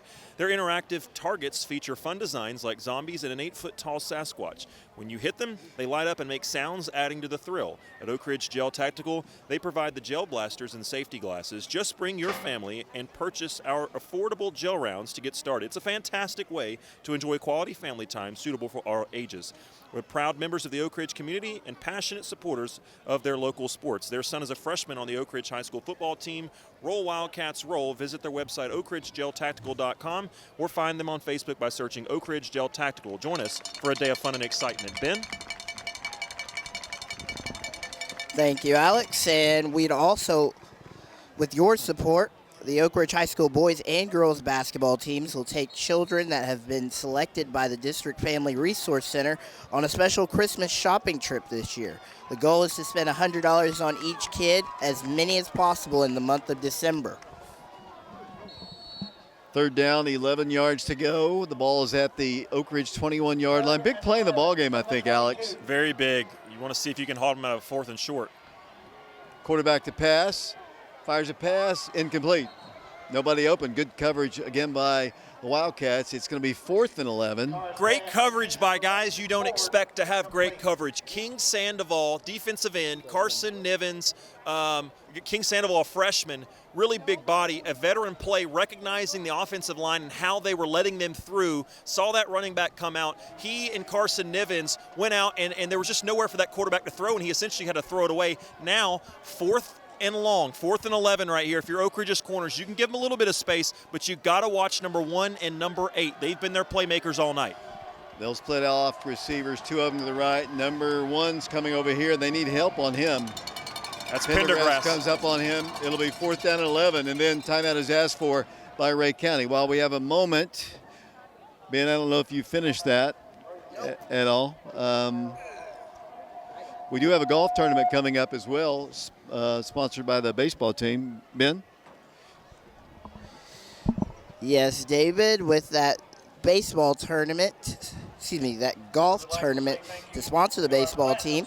It's happening November 18th this year, and it is happening at the Oak Ridge Country Club. Breakfast starting at 8:30 with a shotgun start at 10:30 in the morning. To register, contact Coach Travis Spree at oakridgewildcatsbaseball@gmail.com or give a phone call or text message at 865-973-7118. It's $125 per person, $500 per team, and $100 per whole sponsor. Thank you a lot, Ben. Wildcats need a stop here. They've done it all night long. 4th down 11 at the 22-yard line. Scoreless game, 11 minutes, 34 seconds to play in the game. And they're going to send out that dangerous number 1 receiver. They're going to go trips. No, they're going to put him in the backfield as an H-back. So kind of running a formation that Oak Ridge has run all night. Let's see what they do out of this. 4th down and 11. Back to pass. Handoff. Another quarterback's going to throw it. Here's the pass, up for grabs, incomplete. Should be offensive pass interference. Anyway, the Wildcats are going to take over on downs. 1st down, 10 yards to go. Great play by who else? The senior. He's banged up on the play, but all heart and grit. Dallas Frent did not fall for a play that would have been easy to fall for. A little trickery in the backfield. 27 for the Wildcats, and Cardinal and Gray would not fall for it. 1st and 10 Wildcats, 11:27 to go in the ball game. Ball on their own 22-yard line. The time is nigh, David. Oak Ridge needs to get points. Whoever scores first is going to win. I hope it's us, obviously. I don't know if anybody's going to score in this one. 0-0 the score, 11:27 to play in the ball game. Adam Washington in motion. 1st down, 10 at the 20-yard line. Blaine Stansbury's going to run it. Blaine moves the ball for a gain of 6 up to the 26-yard line. Honestly, David, I think that's your best play. Letting Blaine be an athlete and get downhill. He looks fast, he's agile, and he's not Demillion Porter at Demillion Porter 100%, but tonight he has undoubtedly been your best, most consistent runner. Maybe for one drive, you just say, Blaine, this one's on your shoulders. Go make a play. 2nd down, they gave him 6 yards, but the chains are not quite. I guess they didn't start at the 20, so yeah, that's right. I'm sorry, my apologies. I need to watch the game, Alex. It'll be 2nd down, 6 yards to go. Richie Ferreira comes in motion. He's in a slot. Handoff to Demillion Porter. Big hole. He has a 10-back of Oak Ridge 1st down at the 33-yard line. Nice run by Mill. And they didn't run him behind the center. They didn't run him off guard. They ran him off tackle. They allowed Oak Ridge to get a little speed. The Wildcats haven't done a great job, haven't had a ton of success blocking between the guards and getting a shove up there.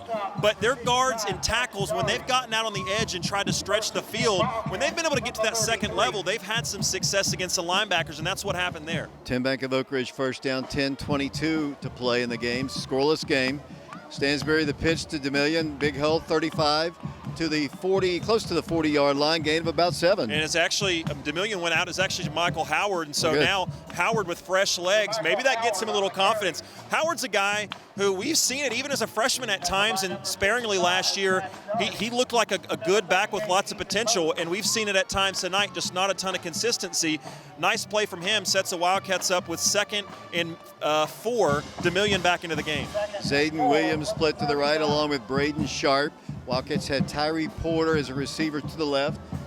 Play clock down to 18, waiting for the play. It's 2nd down and a long 3, 9:38 to play in regulation here at Blankenship Field. Blaine Stansbury is going to hand it off to Mill. Mill moves the ball forward to close to first down yardage at the 43-yard line, and I believe it is going to be a Tim Bank of Oak Ridge first down. By about the length of a football, he's got it. He actually got a pretty generous spot there, and he's going to have it by about a yard. They're finally going to move the chains. I would expect, I'd like to see him keep it on the ground, but I wouldn't be surprised if they don't roll Blaine out. They've loved rolling him out, especially to the right side all night. And the wide side of the field's the right side. They've got Zayden Williams and Braden Sharp over there. Let's see if they go to him. How many turnovers have we had and seen in this ball game? I believe 4. 1st and 10 Wildcats. DeMillion's going to run the ball again. Brust free across the 50-yard line up to the 45. That's another Tim Bank of Oak Ridge first down. I think it's actually 5. Oak Ridge has thrown 2 interceptions. Tyree Porter has picked Ray County off twice, but also Oak Ridge had a fumble. So 5 turnovers and a blocked kick, and somehow there's no points. And the Wildcats getting it done with the offensive line, getting a push now. First down, 10 yards to go. Got to keep it rolling at the 45-yard line of Ray County. The pitch to Mill. No, that's Howard once again. This time nothing. Push back hard. Forward progress. No gain at all. It'll be 2nd and 10. But if you notice, that there, for the most part, Oak Ridge's running backs these plays seem to be designing to go more towards the tackles instead of right behind the center or right behind the guards. So Oak Ridge is going to get a little more beef into this ball game right here. Pass isn't out of the equation, but they take 2 receivers out and bring in Richie Ferreira and Hudson Lee as an extra lineman. Braden Sharp and Adam Washington as receivers. The slot man's going to be Richie Ferreira. 8:33 to play in the ball game. 0-0 the score. Blaine Stansbury, 2nd down, 10 yards to go at the 46-yard line. Blaine's going to run it and be sacked. Didn't get any blocking over there, and it's going to be 3rd and long. So this drive is stalling once again. Yeah, no passes on this drive, and eventually I think Ray County kind of figured that out and goes, we're just going to dare them, and we're going to commit totally to the run right here on 2nd and long and force them to pass it. Well, Oak Ridge didn't. They were prepared, and now it's a 3rd down, obvious passing situation. If you're Oak Ridge, you start to look, that clock's getting low. You need to try to put some points on the board just as soon as you can. Yeah, we haven't played an overtime ball game in a long, long time. But right now we're under 8 minutes to go. The Wildcats need a first down. Oh, my God. 3rd down, 11. Blaine to pass. Screen pass, he's wide open. He moves the ball up the field 40 to the 35 to the 30. That's a Tim Bank of Oak Ridge first down. Great play by Blaine Stansbury to avoid a sack. It's 1st and 10 Wildcats. Coach Ring with a beautiful, brilliant play call. They had been selling out, and it wasn't just a screen. They rolled Blaine out a few steps to make it look like that play that we've seen so many times. Ray County fell for it. DeMillion Porter almost got caught in the backfield, and he tried just a tremendous stutter step that froze the defender just long enough. He almost underthrew him, though. Yeah, but what a play call, the timing of that call. And now if you're Oak Ridge, you're in no particular hurry, 7:41 to go. From the 29-yard line of Ray County, 7:41 to play, as Alex said. Scoreless ball game. Sharp comes in motion. Stansbury is going to run it. Stansbury tripped up. Gets the ball to the 29-yard line. It'll be 2nd down. They honestly are in Eli Pearson field goal range. As long as you don't get a penalty, as long as you don't take a sack or go backwards, even if you think you're at the very edge of it, to me, at this point, unless it's 4th and under a yard, even then probably I'm sending 15 out there. So to me, it changes the way, if I'm Derek Rang, how I'm calling this. I'm no longer fixated on trying to get 6 points. You want to, but if you don't pick up many yards here, then I'm just going with something safe to try to make sure we don't lose yards. 2nd and 10 at the 29-yard line. The Wildcats laid them in onto the field. That's a penalty. I mean, well, the one thing I just said you can't do is take a sack or get a penalty, and they get a penalty, and they're sending. I don't think Blaine was aware, because the man they were sending in was a receiver. They were sending him in from the sideline. He was behind Blaine, so Blaine never saw him. Blaine snaps the ball, but the receiver's moving forward. So we should have called a timeout right there, but it's going to be a 5-yard step off. It's now 2nd and 15, 6:58 to play. Decline? I don't understand the reasoning behind that, because it's a dead ball foul. So you're not. That doesn't make any sense to me. They didn't decline it. It's 2nd and 15. Well, the official said decline on the microphone. He's mic'd up, so I don't know why he would have said that, unless maybe there was 2 penalties. I don't know. But he waved his hands off too. From the 34-yard line, 2nd down, 15 yards to go. Stansbury in the shotgun. Back to pass, has time, looks deep, goes deep. Man there, pass there. He can't make the catch. Or does he? He might have. Touchdown, Oak Ridge! What a catch! I wasn't sure. The Wildcats score. Oak Ridge scores on a beautiful catch with 6 minutes, 34 seconds to Million Porter on the touchdown. 6-0 Wildcats. What a play. It started up front. Blaine had all day to throw. Finally, he was able to throw from a clean pocket. He wasn't moving around. His feet were set. He delivers an absolute dime. The only man who had a shot to make that catch was Porter, and I believe he did it with one hand falling out of bounds. What a play. Wildcats attempting the extra point. Snap, hold, kick, on its way. 7-0 Oak Ridge. 6 minutes, 34 seconds to play in the ball game. We'll take a break. We finally have some points on the board. 7-0 Wildcats, back in 60 seconds. An item in a white box has been turned into the press box.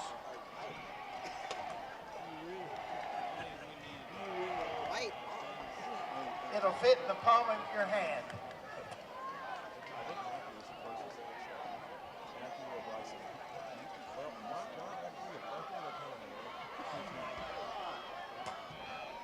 Please tell me somebody got that. That was sick. It was a one-handed catch. Was it terrible? I heard that he's bad.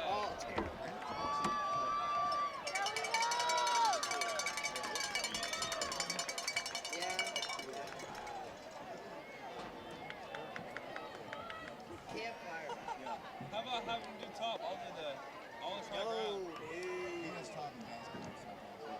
Eli Pearson to kick off for the Wildcats. Deep for the Golden Eagles, number 13, Chauncey Odom. Welcome back here. Mike, you said something a moment ago off the air here. I think you said you feel a lot better. Yeah, I feel a whole lot better. 7 is a whole lot better than 0, especially the way this game's going. Great pass, great catch, good lead for the Wildcats. Got to play some defense. You know, they haven't really shown they've been able to have sustained drives either.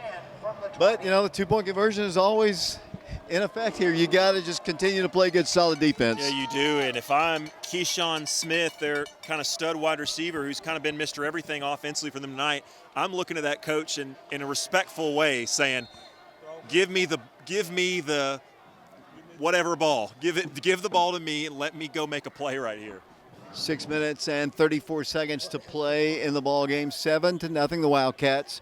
Winner to play, looks like in County. After this play, I'll let Mike run a couple scores for you. Is 1st and 10 at the 20-yard line. Quarterback's going to pass. Pass is caught. The Wildcats make a stop at the 25-yard line. Mike, you got some scores. Well, thank you, David. Score of interest really for the Wildcats. McMinn County up over the Clinton Dragons now, 41-14 late in the 4th quarter. Little City's leading Walker Valley 14-7. East Hamilton 27-8 over Carnes. Powell's up 34-0 over Tennessee High. West is up big over David Crockett, 55-0. Halls is up 14-7 over West at the half. And Sevier County 21-6. Second down, 3 yards to go. Back to pass Carr once again. Goes deep, up for grabs. There's the pass. It's well out of bounds, incomplete. Great coverage by Quavez there, and even if he wasn't standing there, that ball was going out of bounds. But it was great coverage, forced that quarterback to throw that kind of a little bit further outside than he wanted to. And what is that I hear faintly from the other side, David? A little bit of a sparse crowd tonight. Oh, there's no little bit. It's a sparse crowd tonight for a playoff game, but a little bit of life from that student section. Finally, they've got a reason to cheer. You know, I just don't understand. This community used to pack the hill, used to pack everything for a playoff ball game, and it is very sparse. It is, and it's been that way for a couple of years, and we could go into the reasons. I think both of us kind of have a few theories on that, but back to the game. Third down, 3 yards to go. From the 27-yard line, Carr is going to pass again across the way. Boom! Big stick! But the catch is made. But boy, you talk about Dallas Friend, he laid him out.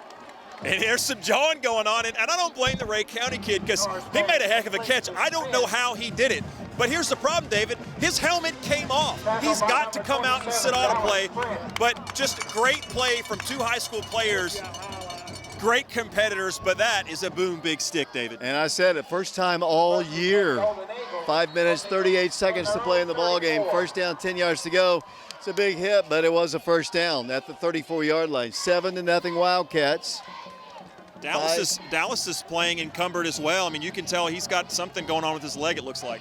Hand off to the back, and he is hit at the line, and down he goes. He got a good running start, but the Wildcats are there to make the stop. No, Dallas, amongst many of these Wildcats that maybe not 100%, but boy, they are so tough, so resilient, and just finding ways to come back. Gormley made the stop right there. We haven't called his name a ton tonight, but as we've seen throughout the year, he is Mr. Consistent. Second down, 8 yards to go. 4 minutes, 58 seconds to play in the ball game. Here come the Golden Eagles, two receivers to the left. Coverage on him by our sophomore backs. Hand off, no, Carr's going to pass it. He throws up a duck to a wide open man, 40, 35, 30, 25, 20, 15, 10, 5, touchdown, Rhea County. Nice play. Really good play, great play design. Rolled everybody out to the right and just leaked the running back out to the left side. That's Odom, and just got lost. The defense lost him. There was nobody over there. By the time he made the catch, there was a couple Wildcats near, but he made a great cut back inside, made a man fall, and then from there it was off to the races. 3.5 quarters, David, of no scoring, and now we've got a shootout. Wildcats have blocked one kick already. Going for the extra point here. Wildcats don't even look like they're trying to block it. Nobody on the edges to tie the game. He fumbles the snap. He rolls to his left. He's going to be dropped. He fires a pass. Incomplete. They don't score. The Wildcats are still in the lead. 7-6. They've had special teams issues all night. The Wildcats somehow have the lead. What a genius play. I was wondering in my mind, why are you not trying to block this kick? Oak Ridge played it safe, did not come after him, and it paid off because that ball rolled around. If Oak Ridge had committed to blocking a field goal, there's a chance he has an opening and get to the end zone. Instead, Oak Ridge was right there, prepared, and with 4:35 to go, the Wildcats hold a narrow 1-point lead. We're going to take a 30-second timeout, and we'll be back to finish this one off from Blankenship Field. For Florida Citrus products through November 21st with a delivery date in mid-December. I'd say The funds raised during the sale are used to purchase instruments and music for the Wild Band, as well as supplement other needs of Oak Ridge High School's award-winning band program. I hope one of the Orders may be placed with your favorite band member or online at wildband.org. it just depends on which way he's going to kick it on. Welcome back once again to Blankenship.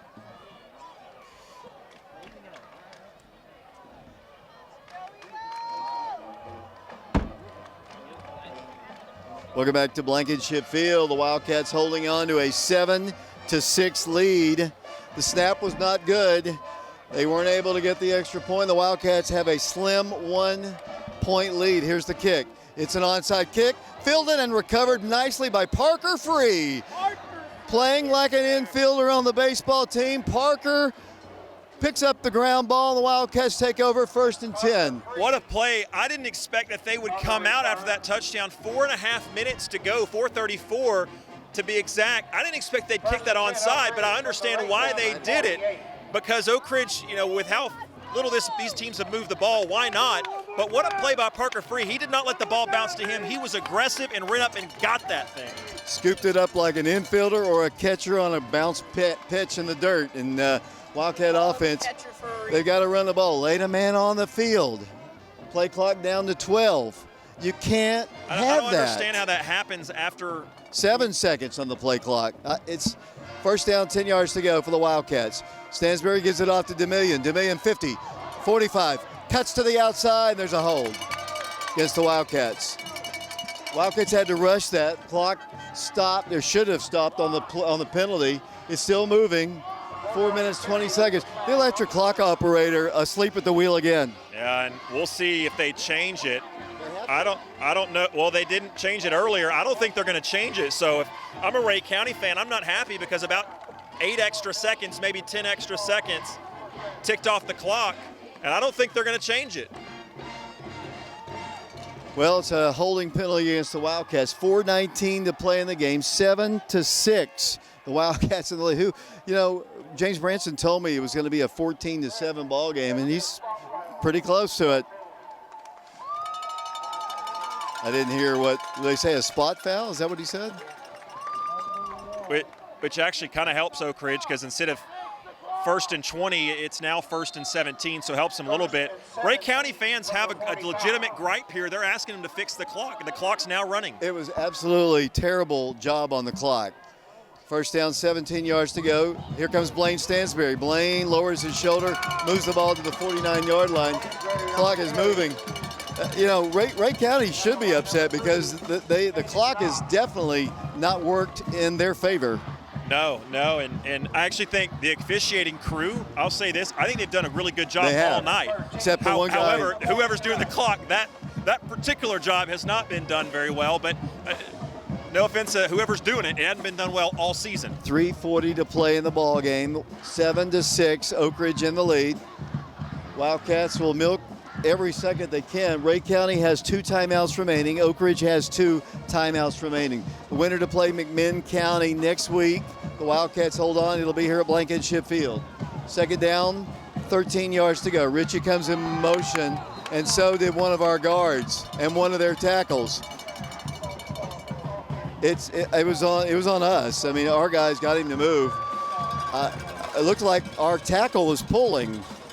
Yeah, it is actually Malachi Bonner who, but he's actually he's playing a tight end position is what he's playing, because the tackle's Ethan Eubanks, and it looked like they were going to have some kind of motion to the opposite side of the field and just a little bit of a miscommunication. Now it's 2nd and 18 here, Alex. The ball is at the 34. DeMillion Porter tries to get outside. 50. Good run. DeMille gets it up to the 46-yard line. Still going to be 3rd, but much more manageable now. Good run. Much more manageable, and I'll tell you what I would love to see right here is he's starting to get a little bit of pep in his step and starting to get his rhythm here. I would love to see that little throwback screen play that we saw earlier. It was not guarded. It would be a safe call. You want an easy completion if you go to the air to keep this clock running, force them to use a timeout, but you don't want to just give up and just hand the ball up the middle and get 2 yards. I would love to see that particular play. 2:35 to play in the ball game, 7-6 Oak Ridge. The Wildcats have it 3rd. Didn't get a great spot. 3rd down, 9 yards to go. Ball is at the 47-yard line of Rhea County. We're going to take a timeout. And down to 4 seconds, 3 seconds, timeout Oak Ridge. 2:15 to play in the ball game. I know we got to get another break in. We'll be back in 30 seconds.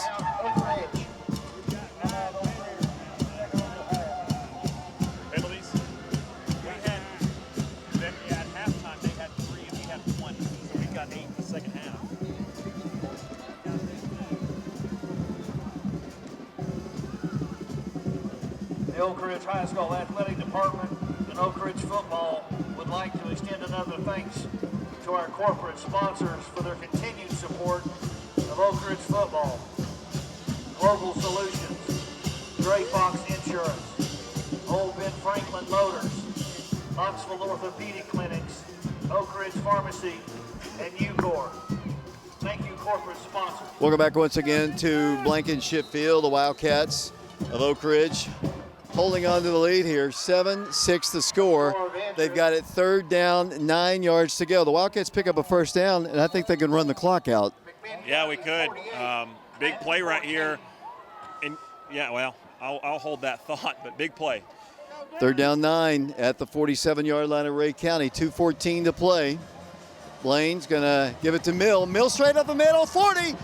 Moves the ball close to 1st down yardage. He'll be shy by about a yard, I think. It's close, though. Who's hurt? Tackle by number 17, Jackson Schmidt. Timeout is asked for by Ray County. They're going to move the block. Wildcats have somebody down on the play. I'm not exactly sure. The spot is at the 39-yard line. It'll be 4th down and 2, 2:02 to play in the ball game. And what I said, hold that thought. The thought I was going to say was, would you dare, if you got it in 4th and manageable, go for it and try to just end the game if you're Oak Ridge? Personally, Mike, I'd love your opinion. Personally, I wouldn't, because the strength of your team all year has been your defense. And I'm going to go out firing all my bullets, as you'd say, right? And I'm going to go out leaning on the strength of my team. And in this game, again, it's been that defense. What would you do? It's 4th and 1. Would you risk it to try to ice the game if you get the 1st down, or would you punt it away? Well, because of field position, I'd say go for it. You know, you got to gamble sometimes. That's just the way of the world. And it looks like I'm just going to say McMinn County just scored again now. They're 48-14 over the Clinton Dragons. So if we win this game, it looks like we'll host McMinn County next week. Wildcats beat them earlier in the year, but without their starting quarterback. The Wildcats are going to bring the jumbo package in. 4th down, a yard and a half to go. 1:58 to play in the ballgame. Blaine Stansberry gives it to Mill. That is going to be a 10 bank of Oak Ridge 1st down. And I think the Wildcats might be able to run the clock out. Spoken like a true offensive lineman, Mike Sheehan said, lean on him, go for it, and I'll be darned if you weren't right, Mike. Good thing I'm not calling plays, Mike. And David, it's a shame. Boy, both of these teams have played so hard. Ray County's going to call their last timeout. No, they got 2 more. Let's take a 60-second timeout. When we come back, we'll finish this thing up.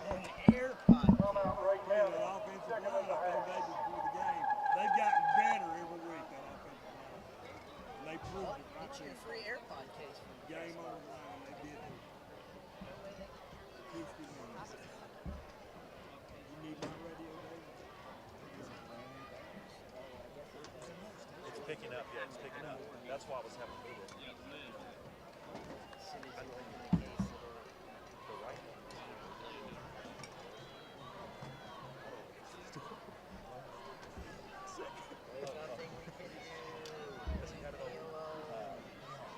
So it's probably okay. Is this plugged in? Is this plugged in or do you switch it? It is. It is. Test.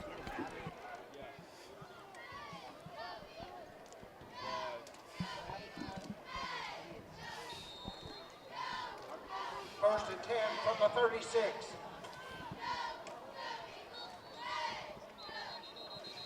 The Wildcats take a knee with 1:36 to play. Ray County trailing 7-6, and what was a defensive struggle all night long for both teams. Both teams' defense played really well. Offense is not so well, but you got to credit the defense. And the Wildcats, fortunate that they were unable to convert an extra point. The Wildcats, I believe, can run the clock out here. Well, that was tremendous defensive play on that extra point. It's a game saver, really, for the Wildcats. They just couldn't get that extra point, and they're going to walk away with a 1-point victory. And a very hard-fought, very talented Ray County team. You know, I know they're going to go home disappointed, but the Wildcats are going to pull this victory off here. They can go into the victory formation 2 more times, David, and this game will be over.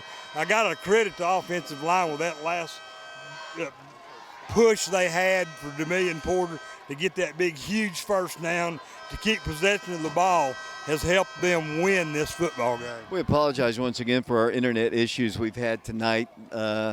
Unfortunately, those things happen sometimes. The Wildcats will take another knee here. 1:36 to play. Ray County has no more timeouts. Wildcats are going to hand it to Mill, and kind of surprising, they move the ball to the 35-yard line, where it'll be for Oak Ridge. Third down and 15 yards to go. 1:22 to play. They cannot stop the clock. Third and 10. Play clock. 36. Wildcats, even on fourth down, really should be able to kind of run it down, as the Wildcats are now faced with third down and 10, 1:06 to play. It's still 25 seconds on the play clock. Ben, your thoughts? We just got to finish this game. I mean, there's still plenty of time left on this clock, in my opinion at least, but we just got to finish this one right here. 52 seconds to play, third down, 10 yards to go. The ball is at the 35-yard line. Blaine Stansberry might have taken that knee a little bit too early, as we're down to 42 seconds and 1 second. The Wildcats run the play. Mill moves the ball to the 30-yard line. They cannot stop the clock. 34 seconds to play. The Wildcats are going to win the ball game. Fans are heading out. Congratulations. The Wildcats are moving on to the second round. They have defeated the Ray County Golden Eagles by a final score of 7-6 here at Blankenship Field. It wasn't pretty by any stretches of the imagination, but a victory, advance. That's what the Wildcats are doing. They're surviving and advancing. Exactly. Just tremendous defensive effort tonight by the Wildcats. And I can't say enough about the offensive line tonight. They played a super ball game to keep Oak Ridge in this game. And just some, great defensive plays for the Wildcats tonight. And they're going to come away with a huge round one playoff victory. We'll be hosting McMinn County next week. 7-6, the final score. We'll have our Laura Lynn Green postgame show coming up in a few short moments. The Wildcats will face the McMinn County Cherokees next week here at Blankenship Field. The Wildcats knocked off McMinn County here when they were at full strength, 31-6. The Dragons season comes to a close. They finish at 3-8. McMinn County coming to Blankenship Field. Stay tuned for the post-game show. We'll be back with more of that in 3 minutes. No, actually, we'll stay here. Mike wants you to run down the scoring summary because it won't take long. It certainly won't, because only 2 scores of the night happened here in the fourth quarter with 6 minutes and 34 seconds left.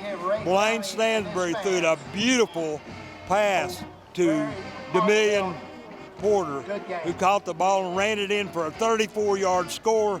The Wildcats went up 6-0. Then Eli Pearson came in and kicked the ball between the uprights, and the Wildcats led 7-0. But almost exactly 2 minutes later, Caleb Carr, the quarterback, threw a beautiful 64-yard pass to Chauncey Odom for the Ray County Golden Eagles, and the Golden Eagles went up 6-0. But then the snap was muffed by the quarterback, Holder, and he jumped up to try to throw a pass, and the Oak Ridge defense was just too much pressure on him. He threw the ball incomplete, and the Wildcats walk away with a huge victory, 7-6. And the Wildcats, as I mentioned, will advance to play McMinn County here next week, 7 o'clock at Blankenship Field. We're going to take a quick timeout. Coach Rang's firing up his team in there. It was not pretty, but you do what you do to win, and that's what the Wildcats did. We'll be back with more of our Laura Lynn Green postgame show in 2 minutes.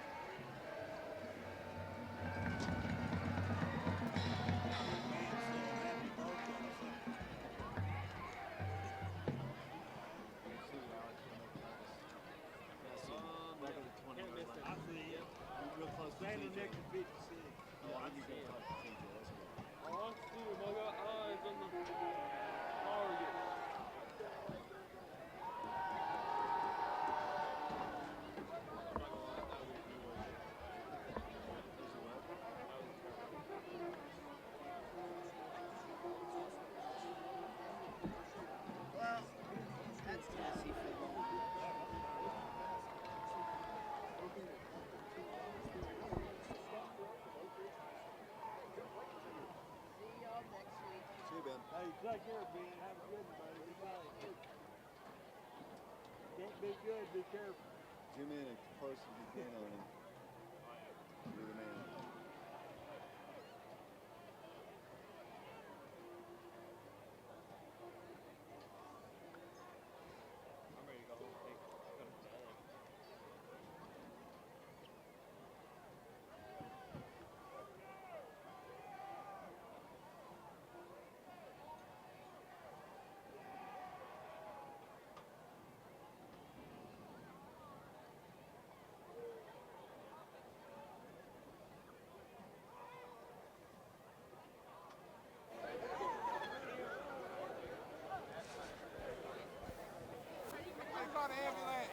Somebody call the ambulance. Strap people down.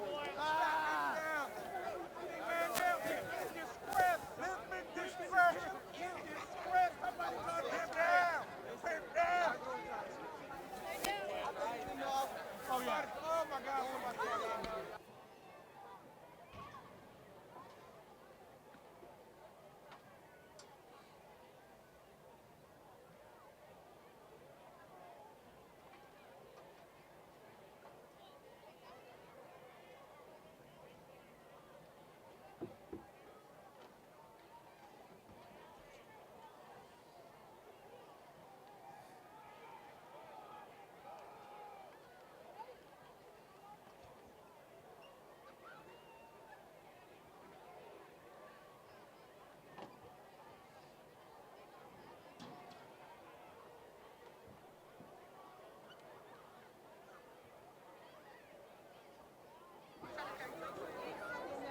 Somebody call the ambulance.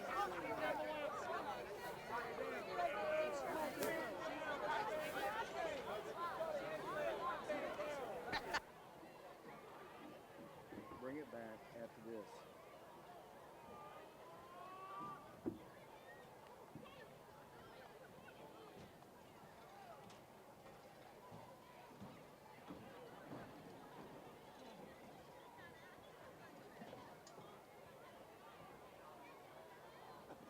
Not what I was doing, but.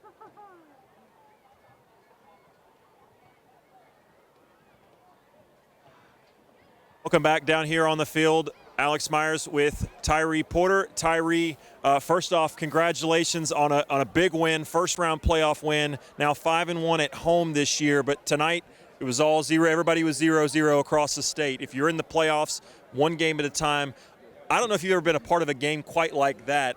What are your thoughts initially as this one wraps up? I was a little worried at first, I'm not going to lie, but I felt like our defense was playing really good, and we were getting the stops that we needed to. We just had to get our offense involved a little more. You guys did everything you could. I think there was 5 total turnovers in this ball game. There were two interceptions from your team, both of which you caught, and I thought you almost ran one back.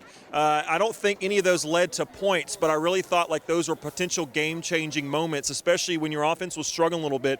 Did the defense feel like you guys needed to kind of help them a little bit tonight? Did you guys feel that pressure?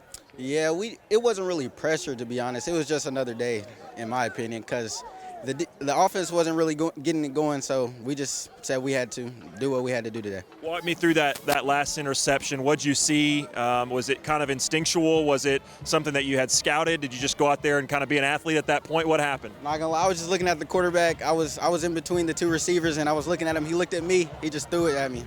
It was nothing. It was simple. Well, you made a great play. Tyree Porter, congratulations. Big win tonight. Looks like you're going to get another rematch for the, I think, 4th time in 2 years, maybe at least the 3rd time in 2 years. You'll be facing McMinn County. This time you'll be at the friendly confines of Blankenship Fields. Congratulations on a big win tonight. Thank you. Tyree Porter.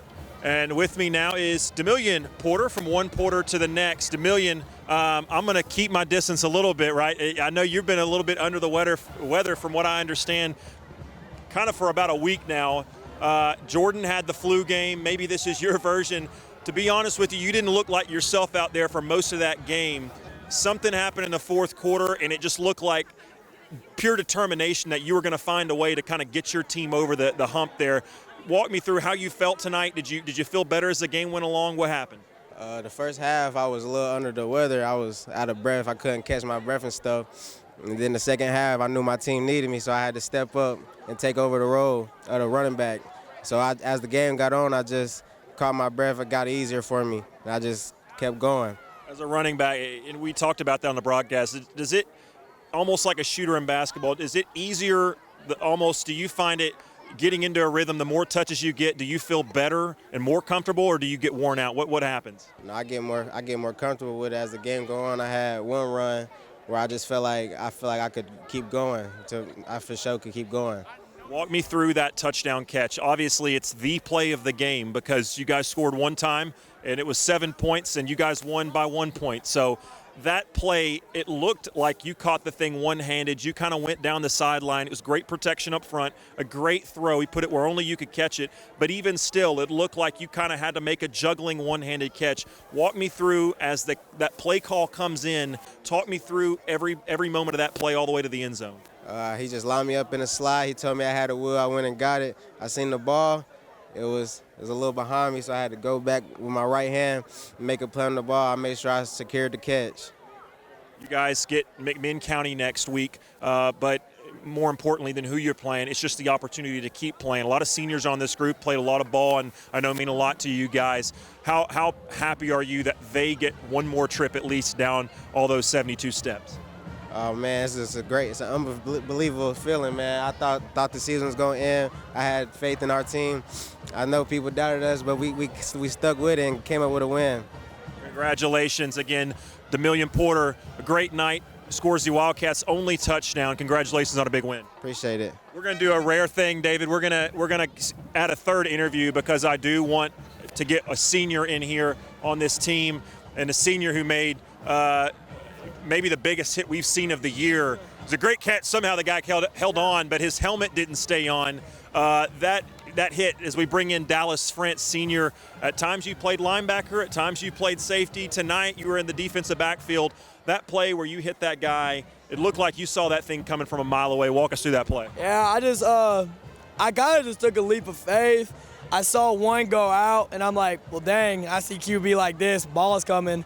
I put my head down, and coach went like that, but I hit him, so good play, I guess. You know? And it looked like both of you guys maybe had some words for each other afterwards, which, I'm not a big trash talk, smack talk lover. However, at that point, I kind of appreciated that. I said on the broadcast, we mentioned, these are two good athletes, two competitors going at each other, and both of them made a good play. But, boy, to walk down those steps, knowing that it could be your last night ever doing that as a Wildcat, to get that opportunity to play one more time, tell me what that means to you. Man, it means everything. I know we won, but I love Oak Ridge football, man. And man, this knee thing was kind of bugging. I didn't know if it was gonna be my last game, injury or not, man. I love Oak Ridge Wildcats till I die. I'm so happy I got to play. Win or lose, one more game. We got another week, man. Just go Wildcats, baby. I don't know if you're aware who you're playing, but you'll be playing McMinn County, so I know that was a big game circled after what happened last year down there. You got to play them here, and you guys won. Now you guys both know each other a little bit better. How excited are you for another chance at those guys?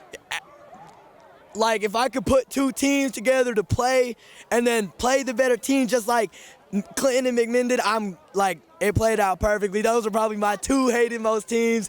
That game last year, regular season game, was the most insane game I've ever been a part of. And so I'm glad McMinn took it. I would have been good with either win, but I'm ready for McMinn to come to Blankenship, I'm pretty sure, right? Yeah. Hey, let's go. Let's go. One more trip down the steps. Dallas Frent, congratulations on a big win. Hey, thank you so much, guys. Go Wildcat. And we'll keep it here with Coach Derek Rang.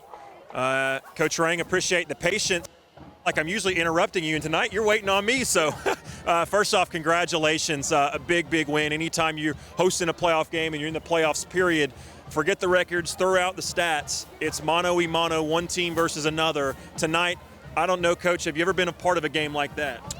It's been a while. I mean, to be a part of a nothing game for so long. And in the first half, we just squandered so many opportunities to have a lead at halftime. And then in the second half, Rhea County kind of squandered opportunities. And it was like, man, whoever team scores first may win. Or does this game go into overtime, whatever? And, fortunately for us, our kids are battling right now. They're fighting. and we just found a way to gut one out. I felt like defense was exceptional tonight. I think everybody would agree with that. We played physical. We did a great job of fighting, bend but don't break at times. The new field goal block package we put in was big. They had a new kicker tonight. One of their players was injured against East Hamilton. We kind of found that out on the field before the game. There was a new kicker, and that ended up being big for us. And then, offensively, what can you say about Mill? He's been sick all week, and is he going to play or not going to play? And we kind of just put that play in. Hey, Adam, you run a post. Mill, you run a wheel. Blaine, throw it up.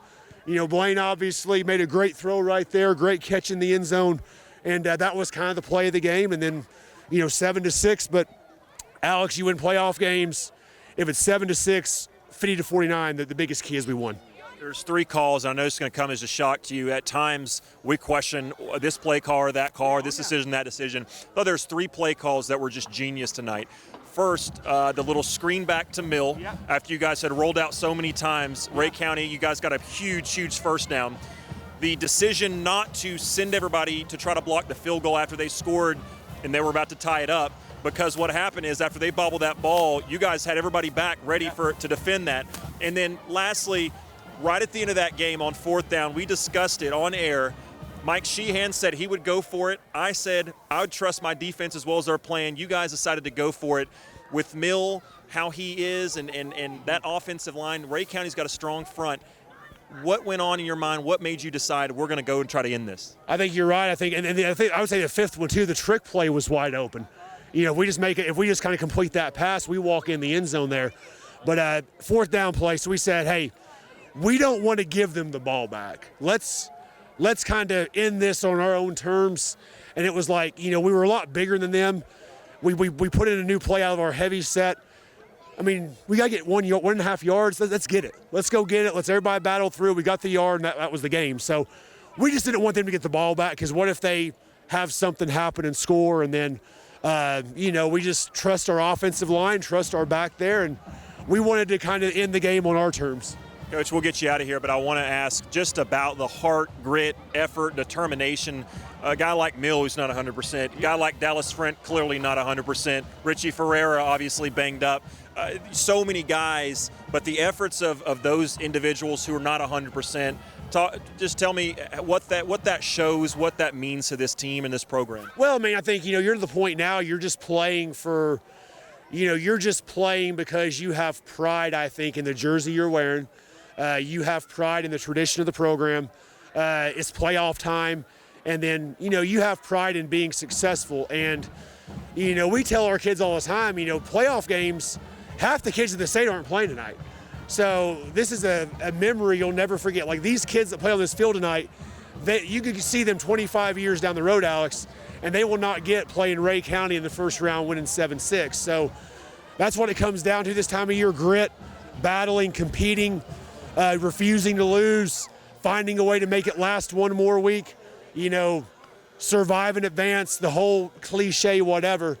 You just kind of have to do that, and you kind of have to live with the soreness and the injury, and that's just part of being a football player.